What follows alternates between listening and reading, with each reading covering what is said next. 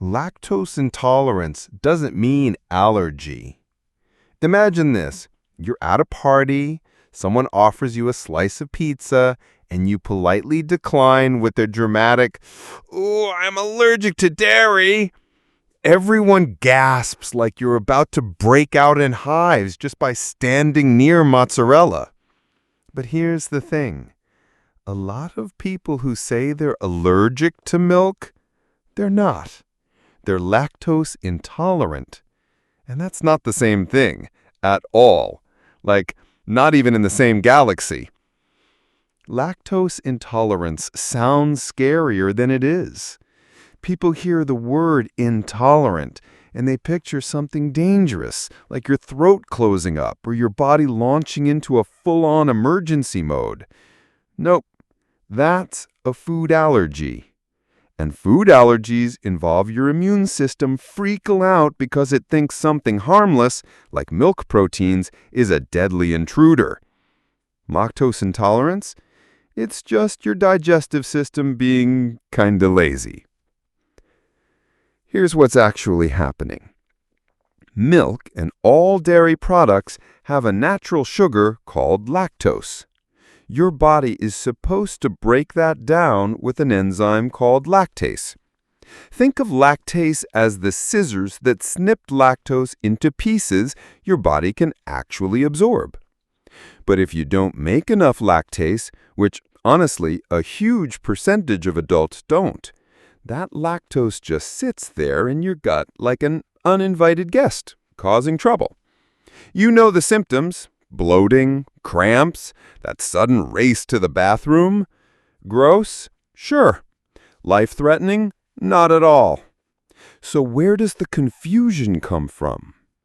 Probably because the symptoms can feel intense. Nobody likes feeling like they swallowed a balloon filled with angry bees. And some people, when they feel that, think, "Oh my God, I'm allergic to milk." But an allergy is your body going into battle mode. Hives, swelling, even dangerous stuff like anaphylaxis. Lactose intolerance? It's more like your digestive system throwing a tantrum. Uncomfortable, yes, but deadly? Not even close. Here's a wild fact. Most of the world is actually lactose intolerant. If you're able to chug a glass of milk without feeling like a science experiment, you're the weird one. Seriously. Humans are basically born with lactase so they can digest their mother's milk. But as we get older, many people stop producing as much of that enzyme. It's totally normal. In fact, in countries across Asia and Africa, lactose intolerance is so common that people consider drinking straight milk kind of bizarre. And then there's the whole evolution thing. A long time ago, certain groups of humans, mostly in Europe, developed a genetic mutation that let them keep producing lactase into adulthood. That's why some people can slam a milkshake at midnight with zero consequences, while others are like, "No thanks, I don't feel like being doubled over for 3 hours." So it's not a sickness, it's just genetics. Now here's where it gets funny. A lot of lactose intolerant people still eat dairy. Oh, you know who you are. You'll order that extra cheesy pizza and then mutter, "I'll just deal with it later." Why? Because cheese is worth the pain. And guess what? Hard cheeses like cheddar and Parmesan have barely any lactose, so you can enjoy them without too much trouble. Ice cream, though? Yeah, good luck. There's also a ton of hacks out there. Ever heard of lactase pills? You just pop one before eating dairy, and boom! Instant lactose-destroying power. It's like giving your digestive system a temporary upgrade. Or you can buy lactose-free milk, which is basically just milk with lactase added. Science has your back, my friend. The bottom line, lactose intolerance isn't this terrifying, dangerous thing. You won't stop breathing. You won't end up in the ER unless you panic yourself into a meltdown.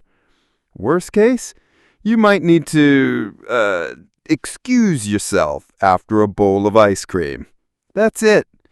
So let's stop calling it an allergy. Because when someone says, "I'm allergic to dairy," people think you'll collapse from a sprinkle of Parmesan. But lactose intolerance is just a minor inconvenience, like being that person who can't drink coffee after 4 p.m. without shaking like a leaf. Totally manageable, totally safe. And here's a little secret. Some people actually grow out of it, or at least get less sensitive as they age. Your body can sometimes adapt. So if you've been avoiding dairy for years, you might be able to sneak a slice of pizza every now and then without consequences. Just don't go from zero to milk chugging overnight. Be honest, have you ever risked it with a milkshake and regretted it later? Yeah, you're not alone. But next time, instead of panicking and saying, "I can't eat that, I'm allergic," you can casually say, "I'm lactose intolerant, but don't worry, I've got my magic enzyme pill." You'll sound like a science pro instead of someone living in fear of cheese. Body temperature drops during sleep. Have you ever woken up in the middle of the night, freezing, even though you went to bed perfectly warm? You grab the blanket, wrap yourself up like a burrito, and wonder, wait, am I sick? Or something wrong with me? Why does my body suddenly feel like a popsicle at 3 a.m.? Don't panic. That chill you feel is actually your body doing something completely normal. In fact, it's a built-in feature.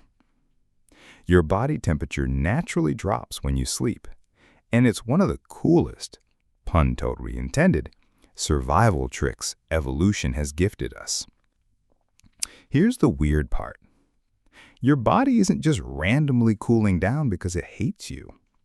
It's part of your circadian rhythm, which is basically your internal 24-hour clock. This clock runs the show, telling your body when to wake up, when to get sleepy, and, yep, when to lower your temperature. Your brain literally starts lowering your core body temperature on purpose to help you fall asleep and stay asleep. It's like your body is saying, "All right, shutting things down for the night. Let's lower the thermostat." Why does this happen? Well, think about it. Your body runs on energy, like a car engine. When you're awake, your body temperature stays higher because your brain, muscles, and organs are all active. But when you sleep, your body goes into maintenance mode. It doesn't need that same fiery energy anymore. Cooling down helps conserve energy, lets your brain clear out all the mental clutter from the day, and basically puts you in recharge mode. If your body didn't lower its temperature, falling asleep would actually be harder because a cooler core temperature is a signal that it's bedtime. And get this, your body doesn't just cool down a little. Your core temperature can drop by as much as 1 to 2 degrees Fahrenheit, or around 0.5 to 1 degree Celsius while you're asleep. It might not sound like much, but for your body, that's a big deal. It's enough to make you feel like you need that extra blanket in the middle of the night, even if your room temperature hasn't changed at all. You've probably felt this without even realizing it. Ever noticed how you get sleepy when the room is slightly cooler? That's because your body's natural cooling process is already trying to bring your temperature down, and being in a cooler environment just helps it along. On the flip side, when your room is too hot, you toss and turn because your body is struggling to hit that sleep mode temperature. That's why sleep experts say the perfect bedroom temperature is somewhere around 60 to 67 degrees Fahrenheit, or about 16 to 19 degrees Celsius. Too warm, and your body is like, nope, can't do this. This drop in temperature is also why you might wake up in the middle of the night feeling cold. As your body cycles through different stages of sleep, your temperature regulation changes slightly. In deep sleep, your body temperature is at its lowest. So if your blanket slips off at 2 a.m., Your body's natural cool down makes you feel like you've been tossed into a freezer. But don't worry, this isn't your body malfunctioning. It's just doing what it's supposed to do. Want a fun fact? Humans aren't the only ones who do this. Most animals experience a body temperature drop when they sleep because it's built into the biology of rest. Even bears that hibernate lower their body temperature, not to freezing levels, but enough to save energy while they snooze for months. So in a way, that midnight chill you feel is you tapping into your inner survival instincts, just like the rest of the animal kingdom. Here's another cool connection. Your body temperature also naturally dips in the late afternoon and early evening, which is why you sometimes feel that wave of drowsiness after dinner. Your circadian rhythm is gently nudging you, saying, hey, bedtime is coming. And then during the last few hours of sleep, your temperature slowly starts to climb again. That's why you sometimes wake up feeling warm and ready to kick off the blankets in the morning. Your body is literally reheating itself to get you ready for the day. What about those nights when you feel too hot to sleep? That's your body fighting against the natural cooling process. Maybe you had a heavy meal, a stressful day, or drank something like alcohol, which messes with your temperature regulation. Your body's trying to drop its temperature, but something is blocking the signal. That's why taking a warm shower or bath before bed actually helps you cool down. Sounds backwards, right? But when you step out of the warm water, your body rapidly releases heat, which lowers your core temperature and makes you feel ready to sleep. And for anyone wondering, no, this temperature drop is not dangerous. It's not like hypothermia where your body can't maintain heat. Your internal thermostat is still working perfectly. This is just a fine-tuned natural dip, kind of like turning down the lights in your house when you want a cozy vibe. Your body is setting the stage for the ultimate recharge session. Be honest, have you ever done that weird thing where you stick one leg out of the blanket because you're too warm, but then yank it back because you feel like a ghost will grab you? That's your body desperately trying to fine-tune its temperature for better sleep. We're all doing this weird blanket dance without even realizing it's our built-in sleep mechanism in action. Here's something interesting to try tonight. If you have trouble falling asleep, try making your room cooler by just a few degrees, or take a warm shower 30 minutes before bed. You'll likely feel that natural sleepiness kick in faster because you're helping your body do what it's already trying to do, cool down and reset. So the next time you wake up cold in the middle of the night, don't panic. It's not your health going haywire or some mysterious illness creeping in. It's your circadian rhythm doing its nightly routine the same way it has for thousands of years. Your body is smarter than you think. It knows that dropping your core temperature is the secret recipe for deep, restorative sleep. Itching during healing. You know that weird, maddening itch you get when a cut, scrape, or scab is healing? It feels like your skin is trying to troll you.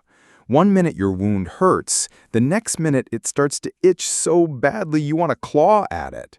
And of course, everyone tells you, don't scratch it, as if that's somehow possible. But here's the thing. That itch isn't a sign something's wrong. It's actually a sign that your body is doing exactly what it should. So why does healing itch so much? Picture this. You get a cut. Your body immediately freaks out like, alert, damage detected. Your immune system sends a whole army of cells, white blood cells, platelets, clotting agents, rushing to the scene. They patch things up, fight bacteria, and start building a fresh layer of skin. But in this process, something happens. Your nerve endings, which are super sensitive, get irritated by all this construction work. The new skin cells, the healing tissue, even the chemicals your body releases, all of it starts to trigger those nerve endings, and your brain interprets that sensation as itching. It's basically your skin sending a memo saying, hey, I'm fixing stuff down here. It might feel weird for a while. And honestly, that's a good thing. It means your wound is in the repair phase, where new skin is forming and the top layer is knitting itself back together. Here's another fun twist. When you scratch an itch, it actually sends a mild pain signal to your brain, which temporarily distracts it from the itching sensation. That's why scratching feels so good, for like 2 seconds. But the problem is, if you scratch too much, you can rip open that healing skin, slow down the repair process, or even introduce new bacteria into the wound. So yeah, that warning about not scratching, annoying, but true. But why does itching feel so intense, especially around a scab? Think of a scab like nature's Band-Aid. It's this hard crust your body makes to protect the area while fresh skin is forming underneath. As that new skin grows, it stretches and tightens, pulling on the surrounding tissue.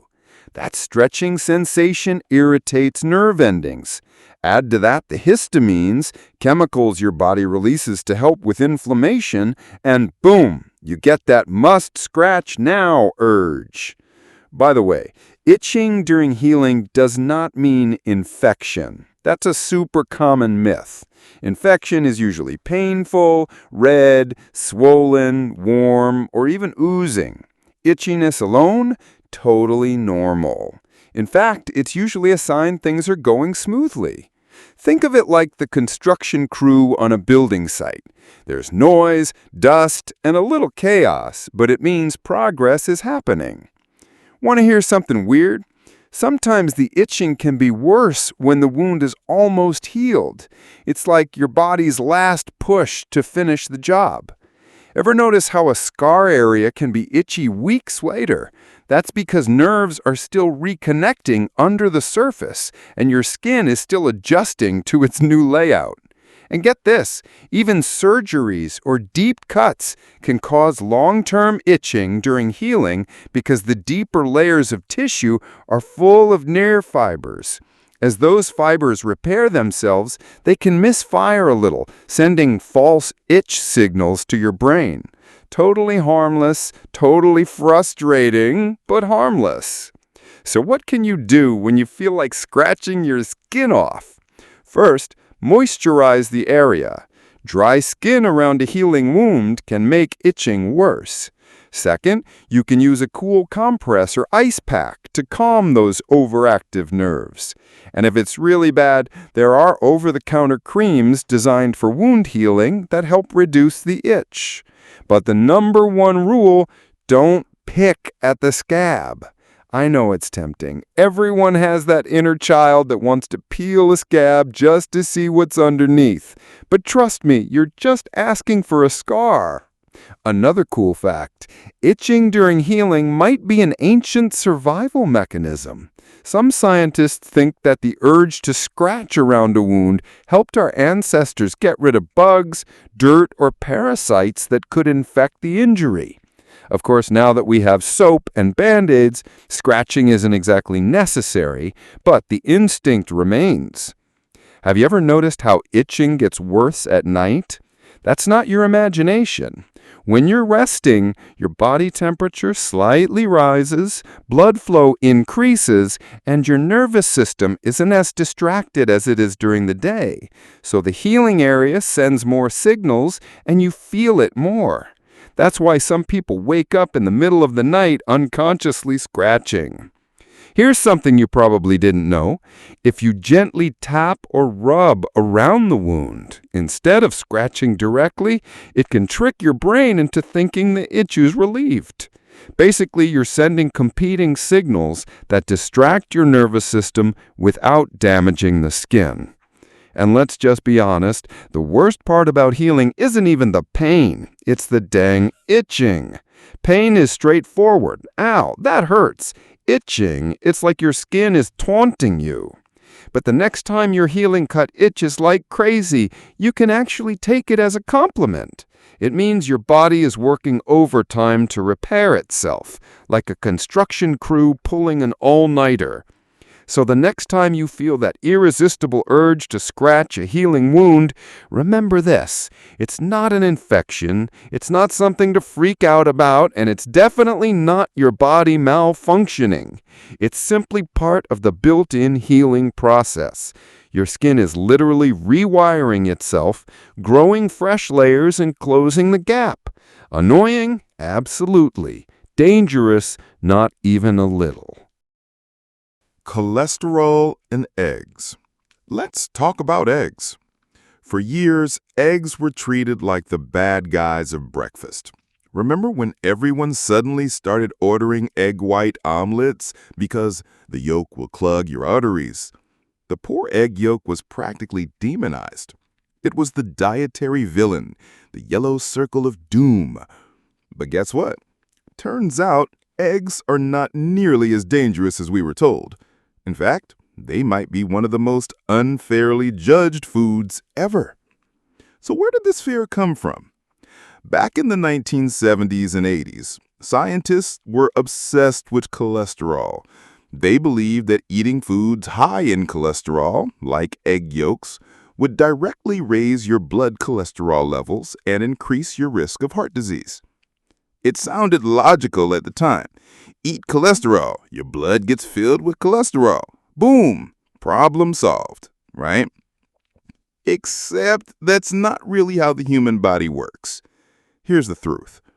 Your body is constantly making its own cholesterol, like a lot of cholesterol. Your liver cranks out cholesterol 24/7 because it's essential for survival. Cholesterol helps build hormones, vitamin D, and the very walls of your cells. Without it, your body would fall apart. And when you eat cholesterol-rich foods like eggs, your body doesn't just let it pile up like trash, it adjusts. It actually makes less cholesterol to balance things out. So eating a couple of eggs in the morning isn't going to flood your arteries with evil yellow sludge. The studies have spoken. Over the last couple of decades, researchers have done huge studies involving hundreds of thousands of people, and they found that eating eggs does not increase your risk of heart disease for the average healthy person. The old myth? Busted. Most people can eat an egg or two every day and see absolutely no harmful effect on their blood cholesterol. Some people might see a tiny rise in good cholesterol, HDL, which is actually a good thing. And here's a fun twist. The cholesterol in eggs isn't even the main thing that affects your blood cholesterol levels. It's actually saturated fats and trans fats that have a much bigger effect on heart health. So if you're worried about cholesterol, the butter on your toast is probably more of a concern than the egg on your plate. Egg yolks are secretly packed with good stuff. They're full of vitamins like A, D, E, and K, plus minerals like iron, zinc, and phosphorus. They're also loaded with choline, which is crucial for your brain and liver. Oh, and let's not forget the antioxidants like lutein and zeaxanthin, which help protect your eyes from things like age-related vision problems. Imagine throwing all of that away because someone once told you the yolk is bad. Egg whites, sure, they're all protein, but a plain egg white is like eating a plain rice cake. Fine, but kind of sad. The real flavor, nutrients, and healthy fats are in the yolk. So if you're tossing the yolk, you're literally throwing away the best part of the egg. You know what's ironic? The same people who swore off eggs because of cholesterol were often eating cereals loaded with sugar, thinking they were making a healthy choice. Spoiler alert that Sugar Bomb was doing way more damage to their heart health than an egg ever could. Now, does this mean you can eat 10 eggs every single day? Probably not. Moderation still matters, like with any food. If you already have high cholesterol or certain health conditions, your doctor might suggest limiting eggs. But for most people, 1 to 3 eggs a day is perfectly fine. In fact, there are studies showing that people who eat eggs regularly have better overall diets because eggs are super filling and packed with protein. You're less likely to snack on junk when you start your day with a proper breakfast. Let's also talk about the fear factor that came with eggs. They were blamed for heart attacks and strokes and everything in between. But modern science shows that heart disease is way more complicated than just one food. It's about your whole lifestyle. Are you active? Are you smoking? Are you eating a balanced diet? Blaming eggs was like blaming a single raindrop for a flood. Eggs even got caught up in food trends. Remember when avocado toasts became a thing? People were like, oh, avocado is healthy fat, but eggs, cholesterol. Now we know that the fats in eggs, especially omega-3 rich eggs, are actually beneficial. So if you're stacking an egg on your avocado toast, congratulations, you're basically a breakfast scientist. Another cool fact, the way you cook your eggs matters. Hard-boiled, poached, or lightly scrambled. Awesome. Frying them in a ton of butter and then serving them with bacon and sausage? That's probably not the egg's fault if your cholesterol spikes. It's the other stuff on the plate. Think about it like this. Your grandparents probably ate eggs every day of their lives. Did they all keel over from cholesterol? Not really. It's only when we started over-processing food and loading everything with sugars and hydrogenated fats that heart disease skyrocketed. Eggs were just innocent bystanders in a blame game. Here's my favorite part. Eggs are cheap, easy to cook, and ridiculously versatile. You can boil them, fry them, bake them into muffins, or turn them into deviled eggs that disappear in 5 seconds at any party. They're one of the most nutrient-dense foods on the planet for the price. For $1 or $2, you get a dozen little nutrition bombs, all because a chicken was doing its thing. So let's stop fearing the yolk. Cholesterol in eggs is not the villain we were told it was. Science has flipped the script, and now it's time to enjoy your breakfast without guilt. The next time someone looks at your plate and says, "Aren't you worried about all that cholesterol?" just smile and say, "Actually, these little guys are full of protein, vitamins, and brain-boosting nutrients. I'm good, thanks." Quick question. What's your favorite way to eat eggs? Scramble? Sunny side up? Or are you one of those people who mix the perfect Instagram-worthy poached egg? Whatever it is, just know that you don't have to feel bad about eating them anymore. Heart skipping a beat. You're just sitting there, minding your own business, maybe sipping coffee or scrolling on your phone, when suddenly, thump, your heart does this weird, dramatic thing. It feels like it skipped a beat or gave a double thump. And immediately, your brain goes into panic mode. Oh no, is this it? Am I about to have a heart attack? Hold on. Before you start dialing emergency services, let me tell you something reassuring. What you just felt may not be as dangerous as it sounds. In fact, it could be something called a premature ventricular contraction, or PVC for short. That's a fancy way of saying your heart beat a little early, and ironically, that early beat is what makes it feel like it skipped. Here's what's really happening. Your heart is basically a natural drum, keeping time with electrical signals. Sometimes, especially when you're tired, stressed, or had a little too much caffeine, one of those signals fires off too early. This causes the lower chamber of your heart, the ventricles, to squeeze before they're supposed to. Then your heart takes a tiny pause to get back on track. And that pause? That's the part you feel as the skipped beat. The wild part is, most people will experience this at some point in their lives. It's so common that doctors don't even bat an eye when you mention it, as long as it's occasional and not paired with other scary symptoms like chest pain or fainting. Think of PVCs like hiccups for your heart. Annoying? Sure. Life-threatening? Not usually. But man, they can feel freaky, can't they? You're just sitting there and suddenly you're hyper-aware of your own heartbeat. Sometimes it even feels like your heart is fluttering or doing a somersault in your chest. That's because the beat after the PVC is usually stronger, like your heart is saying, "Okay, sorry about that. Let's get back to business." So why do these PVCs happen? There's a laundry list of triggers, but the top culprits are things like stress, anxiety, dehydration, lack of sleep, and stimulants like caffeine or nicotine. Even drinking one too many energy drinks can make your heart throw a little tantrum. Some people also get them after exercise or when lying in bed at night, which is extra unfair because you're trying to sleep and suddenly your heart is like, surprise! Here's something comforting. For most healthy people, PVCs are harmless. Your heart is just showing off its ability to improvise. If you've ever been to a doctor and mentioned these skip beats, they've probably shrugged and said something like, yeah, that's normal. Sometimes they'll even put you on a heart monitor for a day or two, just to make sure. And more often than not, the report comes back saying, yep, your heart's fine. You're just feeling a normal rhythm quirk. Want to know a secret? Most people have PVCs, but never feel them. It's only when you're stressed or hyper-focused on your heartbeat that you notice them. Your brain is really good at amplifying little body sensations when you're anxious. It's like when you get a small twitch in your eyelid and suddenly you can't think of anything else. Of course, it's still smart to get checked if you're worried.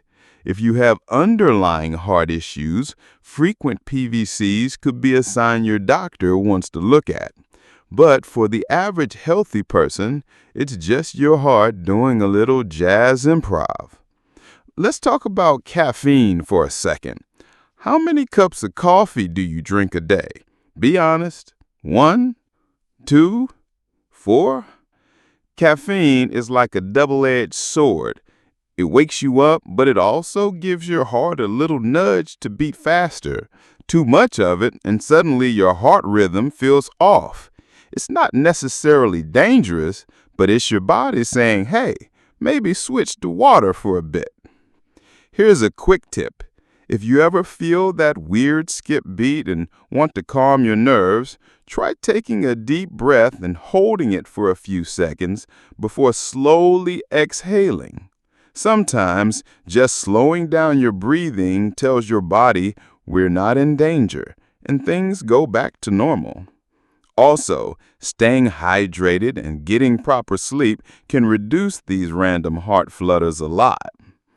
And let's address the elephant in the room. Heartbeats are weird. If you've ever put your hand on your chest and felt your heart do something unexpected, it's hard not to panic. But the truth is, your heart isn't a machine that ticks perfectly all the time. It's more like a drummer that occasionally throws in a freestyle beat, and that's perfectly okay. Here's something mind-blowing.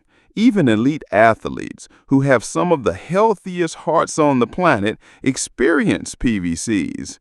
Their hearts are under so much training stress, the little rhythm quirks just happen, and yet they're fine. When should you worry?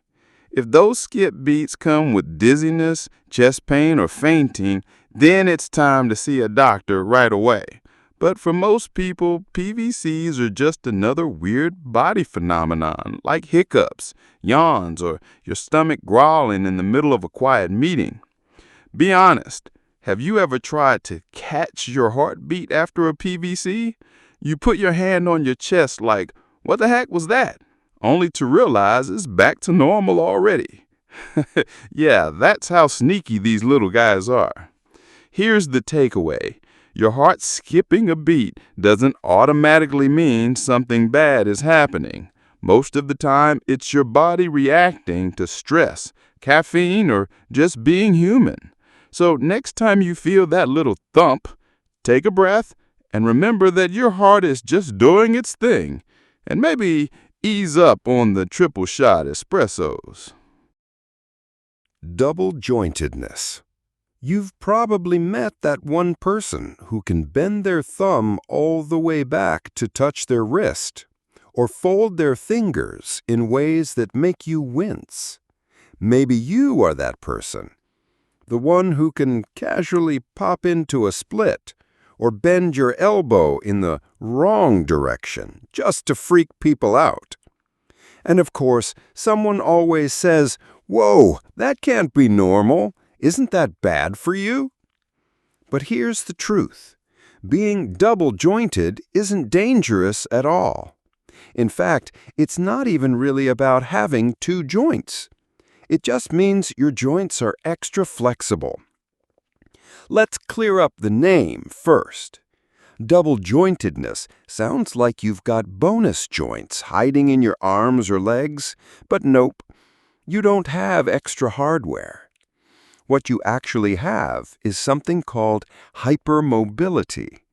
It's when your ligaments, those stretchy bands of tissue that hold your joints together, are looser than average. This extra looseness gives you a wider range of motion. It's like your body's hinges are just a little more relaxed than everyone else's. And no, this isn't some kind of medical defect. It's just a variation, like being able to roll your tongue or being left-handed. Some people are naturally more flexible, and that's it. In fact, hypermobility can even be an advantage. Ever notice how gymnasts, dancers, or yoga instructors seem to fold themselves like pretzels? A lot of them are naturally hypermobile. Their bodies are simply built for it. So, why do people think it's dangerous? Mostly because it looks uncomfortable. When someone bends their thumb back 90 degrees or twists their arm in a way that seems wrong, it freaks people out. But for the person doing it, it doesn't hurt at all. Their joints are designed to move that way. It's kind of like how some people can crack their knuckles easily, while others can't. It's not a sign of damage, just natural flexibility. Here's something cool about hypermobility. It's more common in kids because children's joints and tissues are naturally softer and stretchier. As you get older, your ligaments tighten up, which is why adults often lose that bendy, Gumby-like ability. But some people keep it into adulthood because it's simply in their genetics. But wait, doesn't that mean your joints are weaker? Not necessarily. Being double-jointed doesn't mean your joints are falling apart or prone to breaking. It just means the stoppers that keep most people's joints from bending too far are a little further out for you. Think of it like a door hinge that can open wider. It's not broken, it's just built differently. That said, if you're hypermobile and not careful, you can overextend or strain yourself more easily if you push your limits too far, like during sports. But day-to-day life, totally fine. Want to hear something wild? Some people don't even realize they're double-jointed until someone points it out. You might casually sit with your legs folded behind you, or bend your finger backwards to scratch your hand. And other people are like, wait, how are you doing that? For you, it's just normal. There's even a flexibility scale for this. Doctors have something called the Beighton score, which measures how far your joints can bend beyond the typical range. It's often used to check for hypermobility in athletes or performers. But most of the time, being bendy is just seen as a party trick, no medical tests required. Here's the kicker. People used to think being double-jointed meant you were more likely to develop arthritis. But research shows that's not true for the vast majority of people. Having flexible joints doesn't automatically mean they're going to wear out faster. Your risk for arthritis has way more to do with age, lifestyle, and genetics than with how bendy your thumbs are. Of course, there's always someone who takes it too far. You know that one friend who loves to show off by bending their arm backwards until everyone in the room cringes? Yeah, while it's not dangerous in general, repeatedly forcing your joints into extreme positions can cause strain over time. So if you're double-jointed, the advice is simple. Just don't overdo it for the sake of shock value. Have you ever tried to test if you're double-jointed? There are a few classic tricks. The most common one is seeing if you can bend your thumb back to touch your wrist. Another is if your elbows or knees naturally bend a little backwards when you stand straight. Some people can even bend their fingers back at crazy angles, which honestly is both impressive and slightly unsettling to watch. Here's something interesting. Double-jointedness tends to run in families. If your mom or dad can do the weird thumb trick, there's a good chance you might have inherited it. It's just a quirk of how your collagen, the stuff that makes up your ligaments, is built. And you know what? It can actually be useful. For athletes, dancers, or even musicians, having flexible joints can give them a little extra edge. Violin players, for instance, often benefit from hypermobile fingers because they can stretch across the strings more easily. Same with pianists. So what some people see as creepy can actually be a natural talent booster. One more myth to bust. Double-jointedness is not some weird medical condition that needs to be fixed. You don't need to avoid normal activities or worry that your joints are suddenly going to dislocate just because they're flexible. Your body knows its limits. As long as you're not deliberately forcing your joints into painful positions, you're fine. So the next time someone sees you bending your hand in half and says, "That can't be safe," just smile and tell them, "Nope, this is just my normal." Because that's the truth. Double-jointedness is simply another example of how diverse human bodies are. Some people can roll their stomach muscles, some can lick their elbow, and some can bend their thumb back like a superhero. It's all just part of the range of what's normal for humans. Be honest. Have you ever grossed someone out by bending your fingers backwards just to see their reaction? Don't lie. It's basically the official double-jointed party trick. And let's be real. If you can do that, you've got at least one guaranteed way to get people's attention. Hypnic jerks when falling asleep. You're lying in bed, perfectly still, on the edge of sleep. Your eyelids are heavy, your breathing slows, and just as you're about to drift off, bam! Your whole body jerks like someone just zapped you with electricity. Maybe your arm flings out or your leg kicks like you're starting a race in your dreams. And of course, your heart jumps into panic mode because for half a second, you feel like you just fell off a cliff. Sound familiar? That sudden twitch you get right as you're falling asleep has a name: hypnic jerk. It's so common that almost everyone has experienced it at some point. In fact, scientists estimate that up to 70% of people have these little sleep jolts regularly. The best part? They're 100% harmless. Yep, that random body spasm is not a sign of something wrong. It's just your nervous system being a little overdramatic. So what's really going on here? When you fall asleep, your brain and body go through this transition phase. Your muscles start to relax, your heart rate slows, and your brain waves change gears. But sometimes your brain misreads this deep relaxation as, "Oh no, we're falling!" So it sends a sudden jolt to your muscles to catch you, like an emergency brake. That twitch you feel is basically your body's way of saying, "Nope, not falling on my watch." Think of it like a false alarm. Your brain has been on high alert all day, scanning for danger.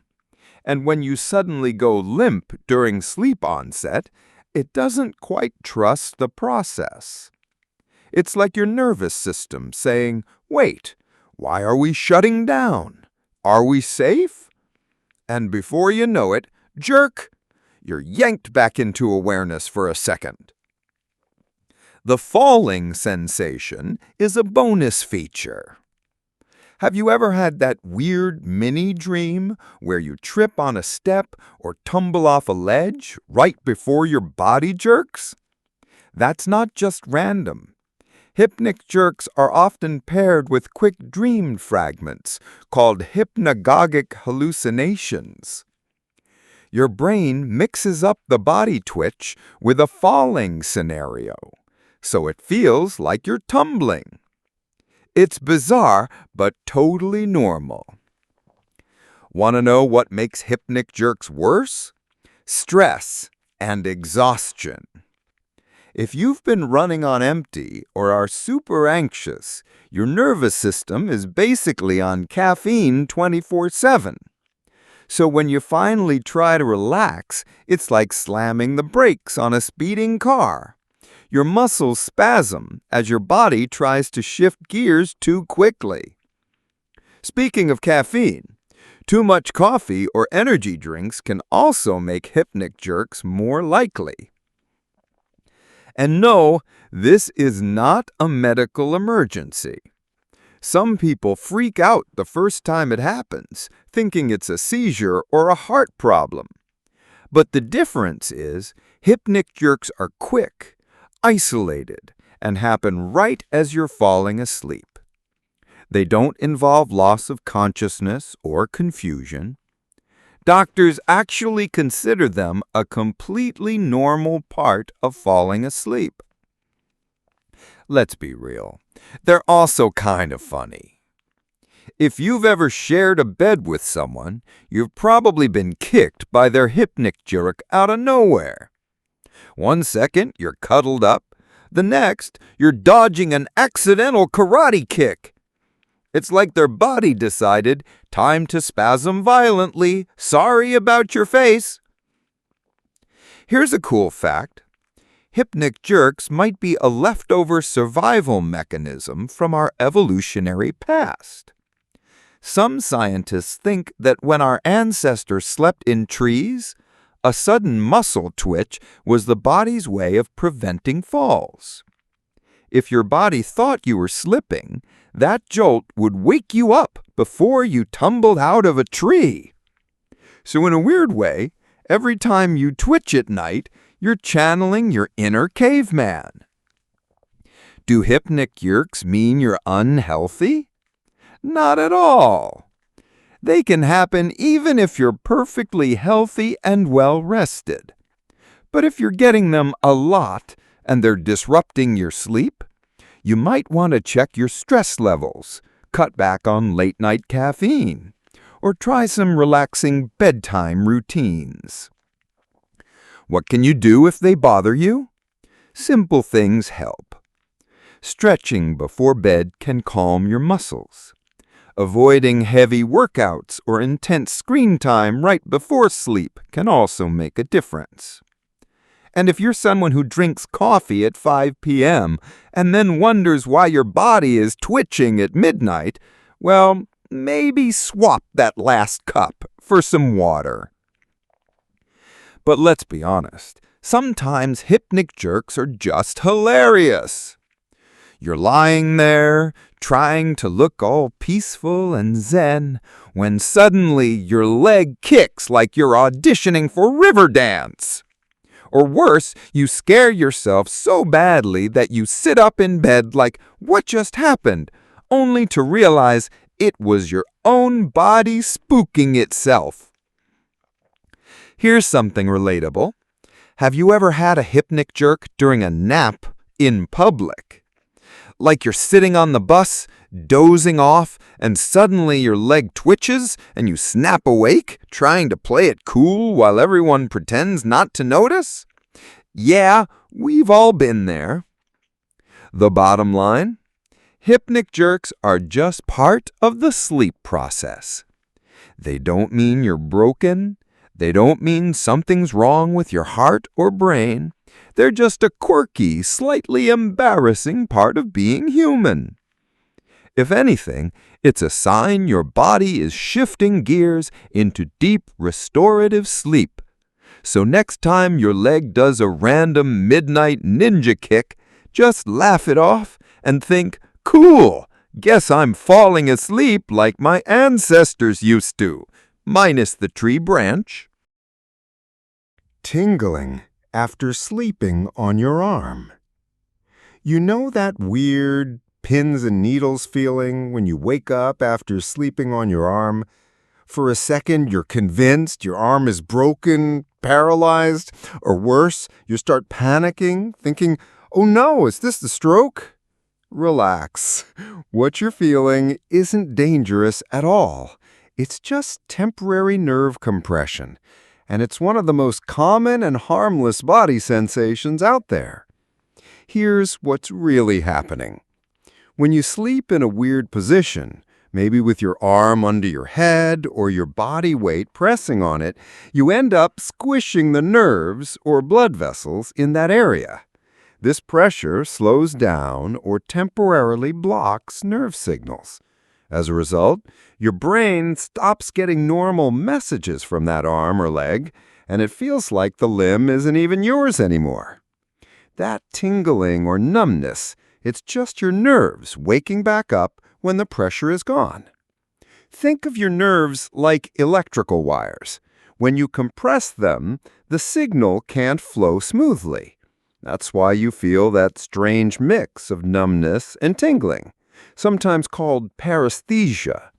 It's like static on a TV screen, and just like static, it disappears once everything's back in place. This is not a sign of something scary, like a stroke. A stroke usually involves other symptoms, like sudden weakness on one side of the body, facial drooping, or slurred speech. If your arm falls asleep because you were literally lying on it, that's a completely different thing. Your nerves are just taking a short break from being squished. You've probably noticed the stages of it. First, your arm feels dead, like it's made of rubber. You try to move it, and it flops around like it belongs to someone else. Then, as the nerves start firing back up again, you get that intense tingling or prickling sensation, almost like tiny sparks dancing under your skin.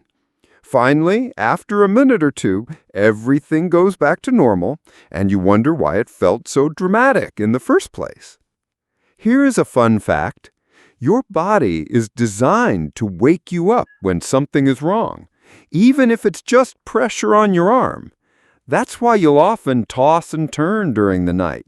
Your brain senses that a limb isn't getting enough blood flow or nerve activity, so it nudges you to move.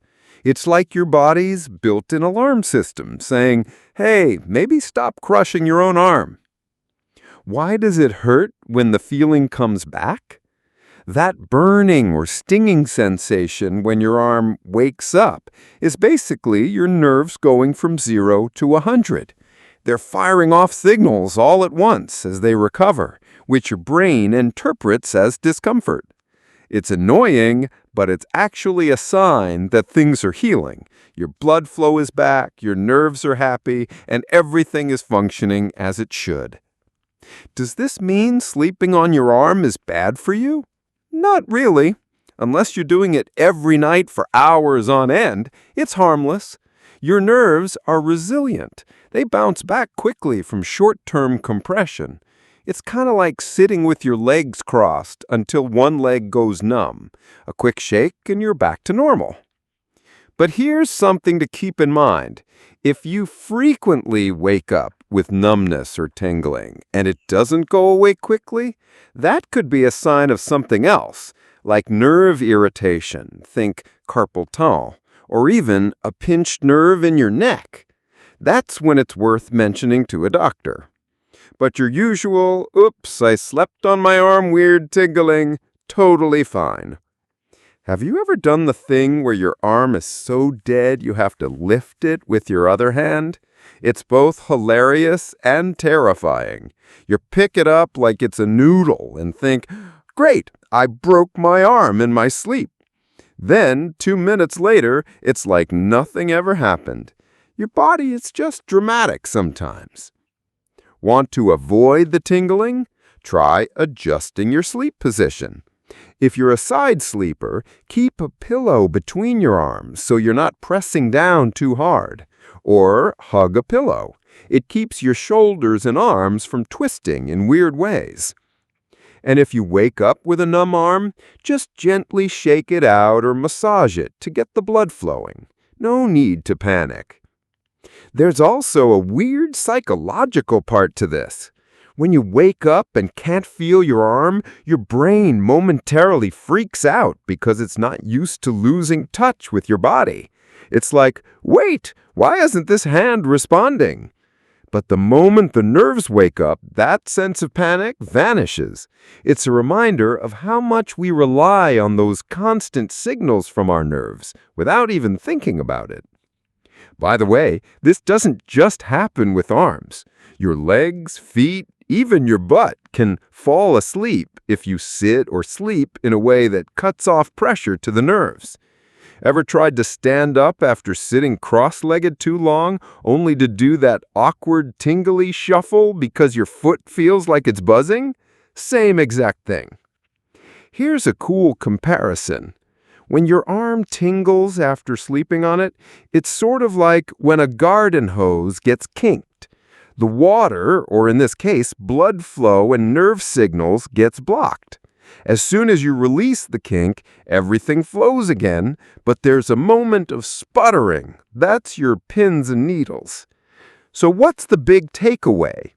Tingling after sleeping on your arm is not dangerous, not a sign of nerve damage, and definitely not a stroke. It's your body saying, hey, let's move around a bit. Shake it out, stretch, and you'll be fine. Be honest. Have you ever woken up with a dead arm and smacked yourself in the face because you forgot it wasn't working yet? It's embarrassing, but you're not alone. Everyone has had that moment of accidental self-slapping while trying to wake up their limb. The next time it happens, don't freak out. Just give your arm a gentle wiggle, and remember, this is one of those weird temporary body glitches that looks way scarier than it actually is. Within a minute or two, you'll be back to scrolling on your phone like nothing ever happened. Bruises turning green or yellow? You know that moment when you look at a bruise and think, whoa, why does it look like I dipped my arm in paint? First, it's this angry purple or deep blue, and then a few days later, it turns this funky greenish color.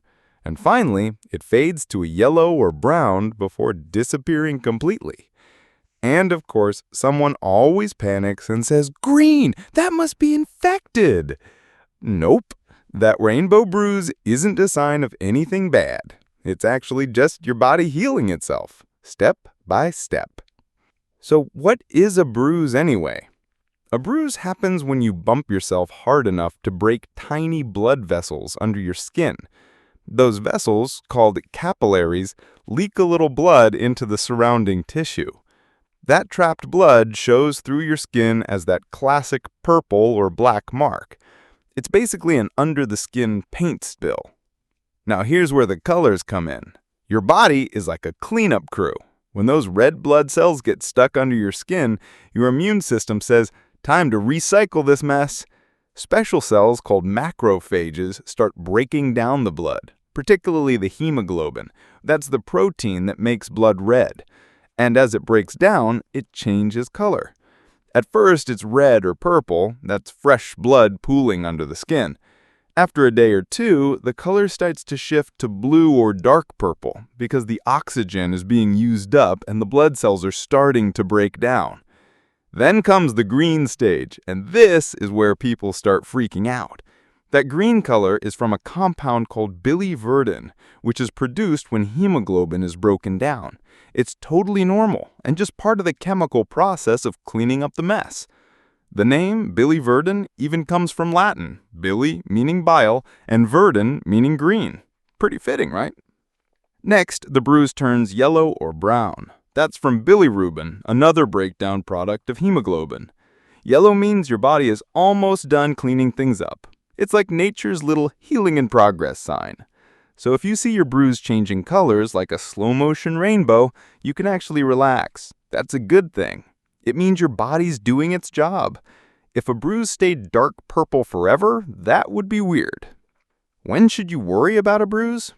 Only if it's paired with other symptoms, like if it's swollen, hot, super painful, or leaking fluid. Yep, gross. That might indicate something else, like an infection, but color changes alone, totally harmless. Bruises can last anywhere from a couple of days to 2 weeks, depending on how bad the bump was. A tiny bruise from bumping your knee on the coffee table might fade quickly. A big bruise from accidentally walking into the corner of your bed frame, that move we all do at 2 a.m., can take longer to heal. Here's something you might not know. Bruises actually heal faster with good blood circulation. That's why gentle movement, a warm compress after the first day, and not babying the area too much can help it fade. On the flip side, if you keep poking it, just to check if it still hurts, you're just irritating the area. Why do some people bruise more easily? It's not always because they're unhealthy. Some people just have more fragile capillaries or thinner skin, which makes bruises show up more easily. Age also plays a role. Older adults tend to bruise faster because their skin gets thinner and their blood vessels are less protected. And if you're low on vitamin C or K, your body's clotting process can be a little slower, which makes bruises a bit more dramatic. Ever had a bruise and couldn't remember how you got it? That's because bruises don't always hurt when they form. Sometimes the bump is so minor you don't even notice it until you see the evidence a day later. Suddenly, there's a weird green blotch on your leg and you're like, did someone whack me in my sleep? One thing people often get wrong, a green or yellow bruise is not an infection. Infections are typically red, warm, and swollen, and they hurt a lot more. Bruises, on the other hand, just look worse than they feel most of the time. Color is not the danger signal here. It's just nature's timeline of healing. You can actually read a bruise like a timeline. Purple or black, it's fresh. Green, it's a few days old. Yellow or brown, it's almost gone. So if someone asks how long you bumped your shin, you can totally sound like a bruise detective. Ever pressed on a greenish bruise just to see if it hurts? Yeah, we all do that. And it's weirdly satisfying to see the color change for a second when you push on it. That's just blood being temporarily shifted under the skin. Totally normal. Can you speed up bruise healing? Some people swear by arnica gel or vitamin K cream, but honestly, the body just needs time. The best thing you can do is avoid re-injuring the area, stay hydrated, and maybe give it a gentle massage once it's no longer sore. Think of bruises like nature's highlighter. They're just a colorful sign that your body's fixing things. That green and yellow phase, it's like your own personal under construction sign. So the next time you look at your bruise and think, why does it look like alien skin now? Just know that that's not infection. It's progress. Your body's recycling old blood cells, cleaning up the damage, and making room for fresh, healthy tissue. Be honest, have you ever had a bruise that went through such weird colors that you had to show it to someone just to say, look at this, it's green now? Bruises are like unintentional art projects. They start dark, shift to green, fade to yellow, and then vanish like nothing ever happened. Popping joints. You know that satisfying pop sound when you crack your knuckles? Some people love it.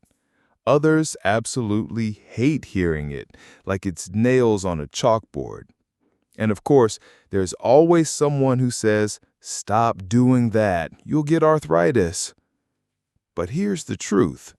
Popping your joints isn't dangerous, and it's definitely not your bones grinding together. It's just tiny gas bubbles doing their thing. Let's break it down.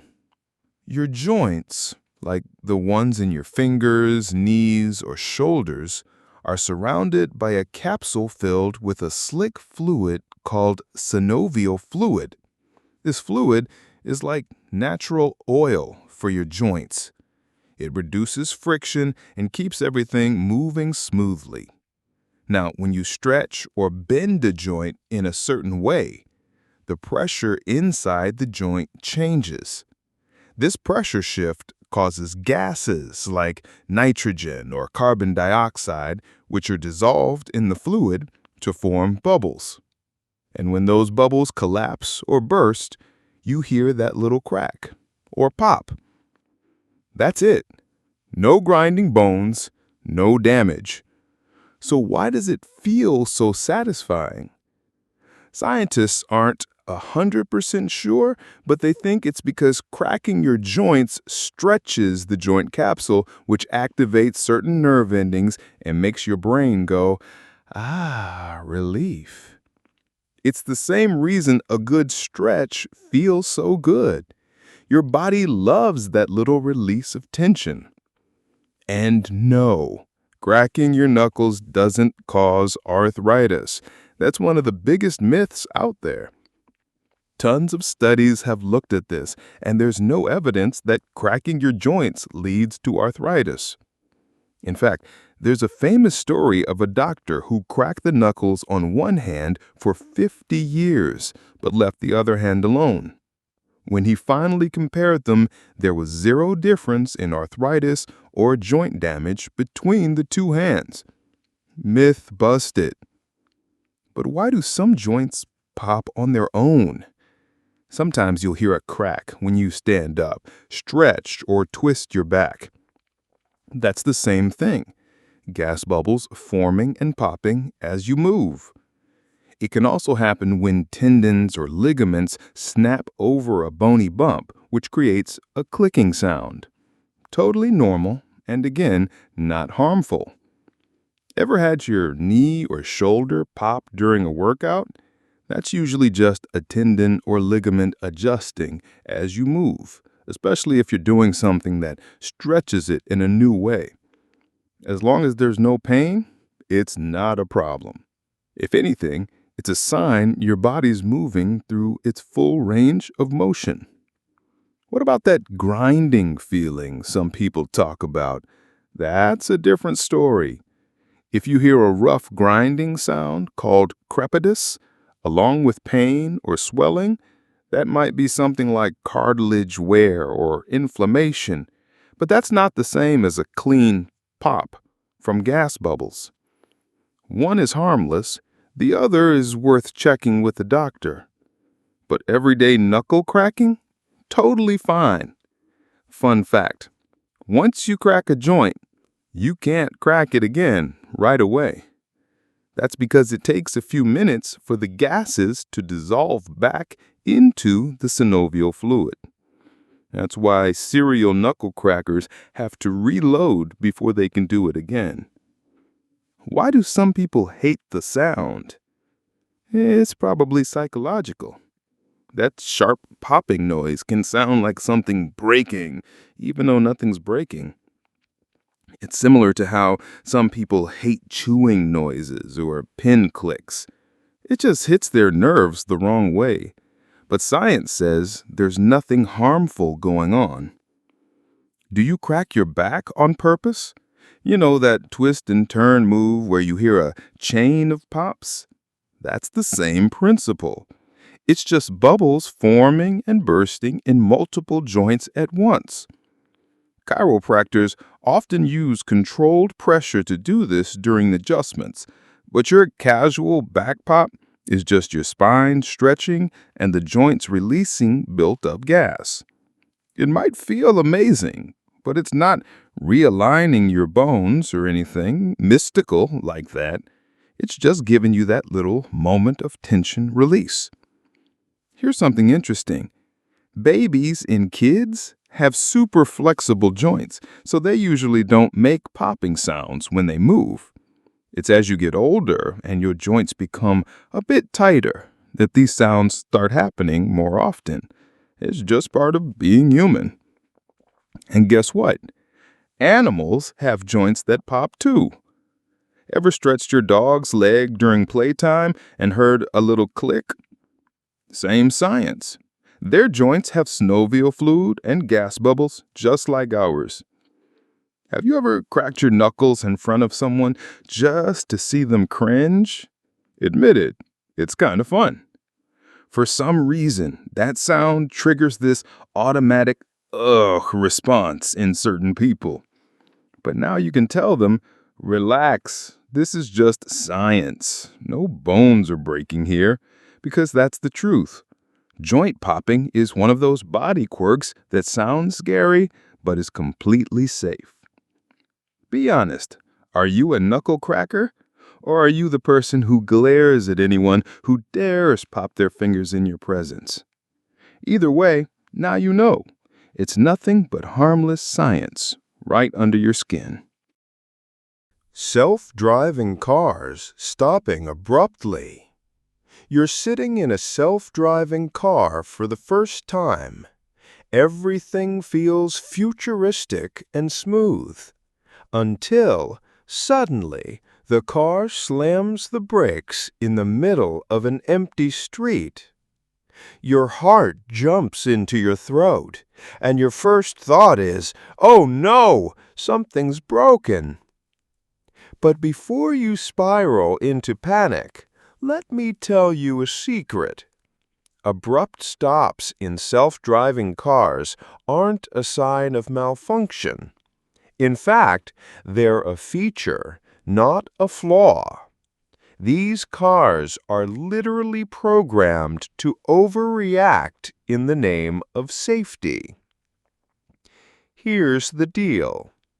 Self-driving cars, or autonomous vehicles, rely on a whole array of sensors: cameras, radar, LiDAR, basically laser-based 3D scanning, and sometimes even ultrasonic sensors. These eyes are constantly scanning the road for obstacles, and I mean constantly. Unlike humans, who might miss a shadow or get distracted for a split second, these systems are always alert. So when the car sees something, even something tiny like a plastic bag blowing across the street, its default response is to stop. Why? Because it's better to annoy the passengers with a sudden halt than risk hitting something. Think of it like an overly cautious new driver. You remember learning to drive and slamming on the brakes for every shadow or stop sign you almost missed? That's self-driving cars, but taken to the extreme, because they're programmed to prioritize safety over smoothness. But why can't they just react like humans? Because humans make bad decisions sometimes. We take risks. We assume that shadow is just a shadow. We speed up to beat the yellow light. A self-driving car doesn't do that. It's built to be the opposite of reckless. If its sensors think there's even a 1% chance something's in its path, a child, an animal, a cyclist, it's going to stop first and ask questions later. And yes, that means a lot of false alarms. A plastic bag? Stop. A leaf? Stop. A tiny pothole that looks suspicious in the car's sensors? Stop. It can be frustrating, especially when there's no real danger. But this hyper-caution is why these cars are statistically safer than humans in many situations. The abruptness of the stop is also intentional. Autonomous cars are programmed to react faster than human reflexes. When a human driver sees a hazard, it takes about 1 to 2 seconds to process and hit the brakes. For a self-driving car, it's milliseconds. That's why the stop can feel so sudden. The car doesn't ease into it. It just does it. Here's a cool fact. In many cases, self-driving cars will stop when they detect something the passenger can't even see. The sensors pick up objects at a much greater range and with more detail than the human eye. So that abrupt halt, it might be the car saving you from a hazard you didn't even know was there. But let's be real. It's still weird to trust a machine with your life. We're so used to being in control of the wheel that when the car makes its own decisions, especially dramatic ones like slamming the brakes, our instincts scream, "This is wrong." It takes a while to get used to the idea that the car is actually making a safer choice than you would. What about when it stops for no reason? Sometimes a self-driving car will brake when it misinterprets harmless objects. For example, rain or snowflakes can confuse sensors, making them think there's an obstacle ahead. Or construction zones, with all their cones and signs, can cause the car to hesitate and stop suddenly while it figures things out. This isn't a glitch. It's just the car playing it safe while its brain processes the data. Let's compare it to a human driver. If you're driving and you think you saw something dart across the road, what do? You brake, right? Even if it turns out to be nothing, you'd rather brake than risk hitting something. The self-driving car is doing the exact same thing, just with way faster reflexes. Here's something interesting. Engineers actually debate how human-like self-driving cars should be. Should they take small risks like people do, or should they be ultra-cautious? Right now, most are programmed to err on the side of extreme caution, which is why you sometimes feel like you're riding with an overprotective grandma who hits the brakes at every crosswalk, even when there's no one there. Some people find this annoying, but think about it. Would you rather the car stop for nothing once in a while, or fail to stop when something really dangerous pops up? The occasional unnecessary stop is the price of safety. There's also the legal side of things. If a self-driving car gets into an accident, the company behind it is responsible. That's why they designed these cars to avoid even the smallest chance of a crash. To the car, every scenario is better safe than sorry. Have you ever been in a car where the driver brakes too late and you end up slamming into the seatbelt? A self-driving car is the opposite. It brakes too early. And yeah, it might make your coffee spill, but at least you're not rear-ending anyone. Are these abrupt stops ever dangerous? They can be a little jarring, but they're not unsafe in themselves. In fact, self-driving cars often communicate with the vehicles behind them by flashing brake lights earlier than a human would. Some even use predictive braking to slow down smoothly when they can, and only resort to abrupt stops if they absolutely need to. Here's a tip if you're riding in one. Try to relax and remember that the car isn't malfunctioning. That sudden brake is just the car's way of saying, "I saw something suspicious. Let's not take chances." If anything, it's thinking faster and reacting more cautiously than a human driver. And yes, they're getting smarter. With every mile driven, these cars learn from their mistakes. Over time, the software gets better at telling the difference between a harmless shadow and an actual hazard. So those abrupt stops? They'll probably become less frequent as the technology improves. The bottom line? A self-driving car that stops too much is way better than one that doesn't stop enough. It's not broken. It's not panicking.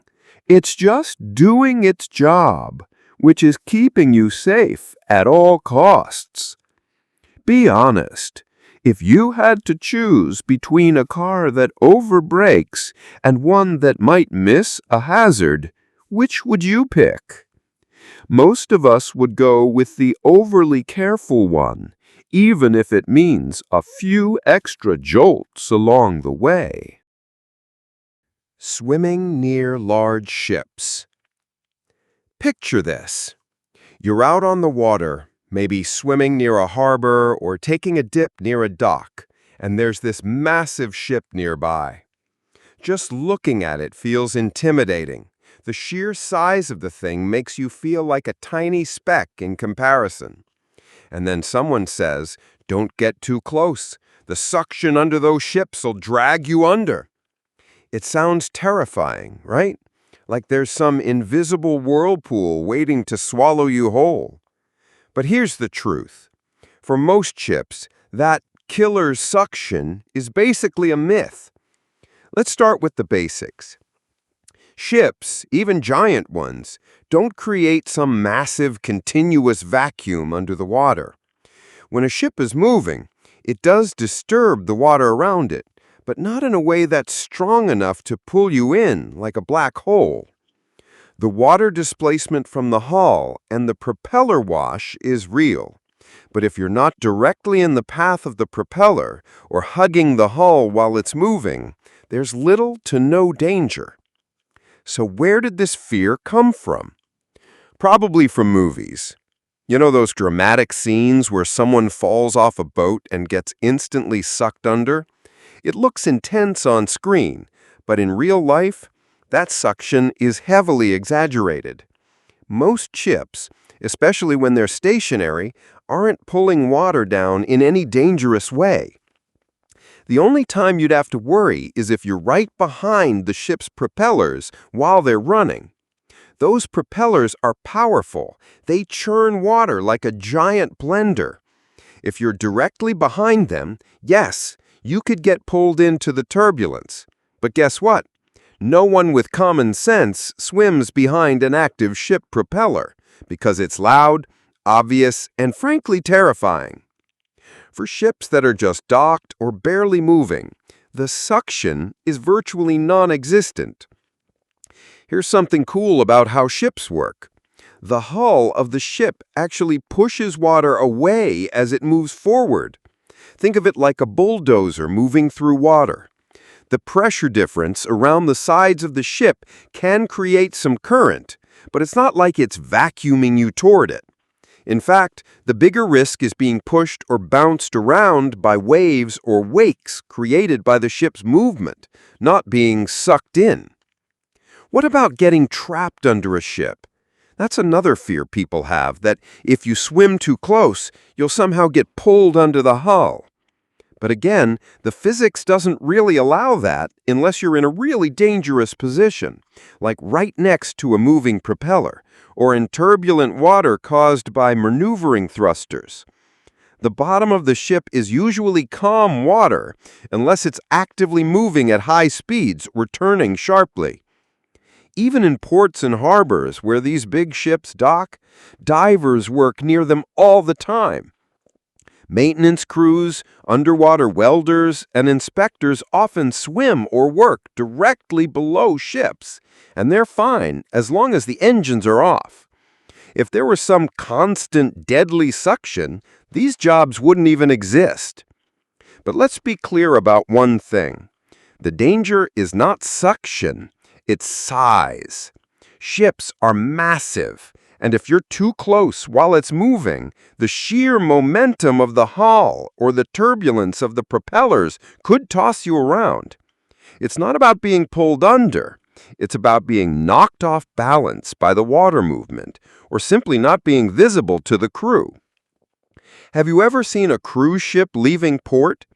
It looks like it's barely moving, but it's actually generating a pretty big wake behind it. That wake can create rolling waves that might push swimmers or small boats around. So yes, swimming near a moving ship is risky, but not because it's sucking you down. It's because you can get shoved by the water or caught in currents you weren't expecting. Here's a fun fact. Some myths about ship suction come from old stories about whirlpools or sinking ships. When a ship sinks, it can create a downward pull because of the displacement of water as air escapes. But that's during a sinking, not when the ship is floating and stable. People just mix up these scenarios and think all ships are mini whirlpools waiting to happen. The reality? If a ship is parked at the dock and you're swimming nearby, there's virtually no risk of being sucked in. The only real danger is accidentally bumping into the barnacles or sharp parts of the hull, which, trust me, can slice you like a cheese grater. That's why swimming too close isn't recommended, but it's not because of some Hollywood suction trap. Would I recommend casually swimming near a massive ship? Not really, but that's just because it's intimidating and unpredictable, not because you'll get pulled under. The main hazards are waves, sudden movements, or simply being in a spot where the crew can't see you. Here's something that might surprise you. The bigger the ship, the less suction it actually creates. Why? Because the propellers are so far below and behind the hull that their influence on surface swimmers is minimal. Smaller boats, like speedboats, can actually cause stronger localized turbulence because their propellers are closer to the surface. Have you ever been told as a kid, stay away from the big ships or they'll suck you down? That's just parents trying to scare you into staying safe. And honestly, it's not the worst advice because ships are dangerous for other reasons, but suction isn't one of them unless you're directly behind a spinning propeller, which no one should be near anyway.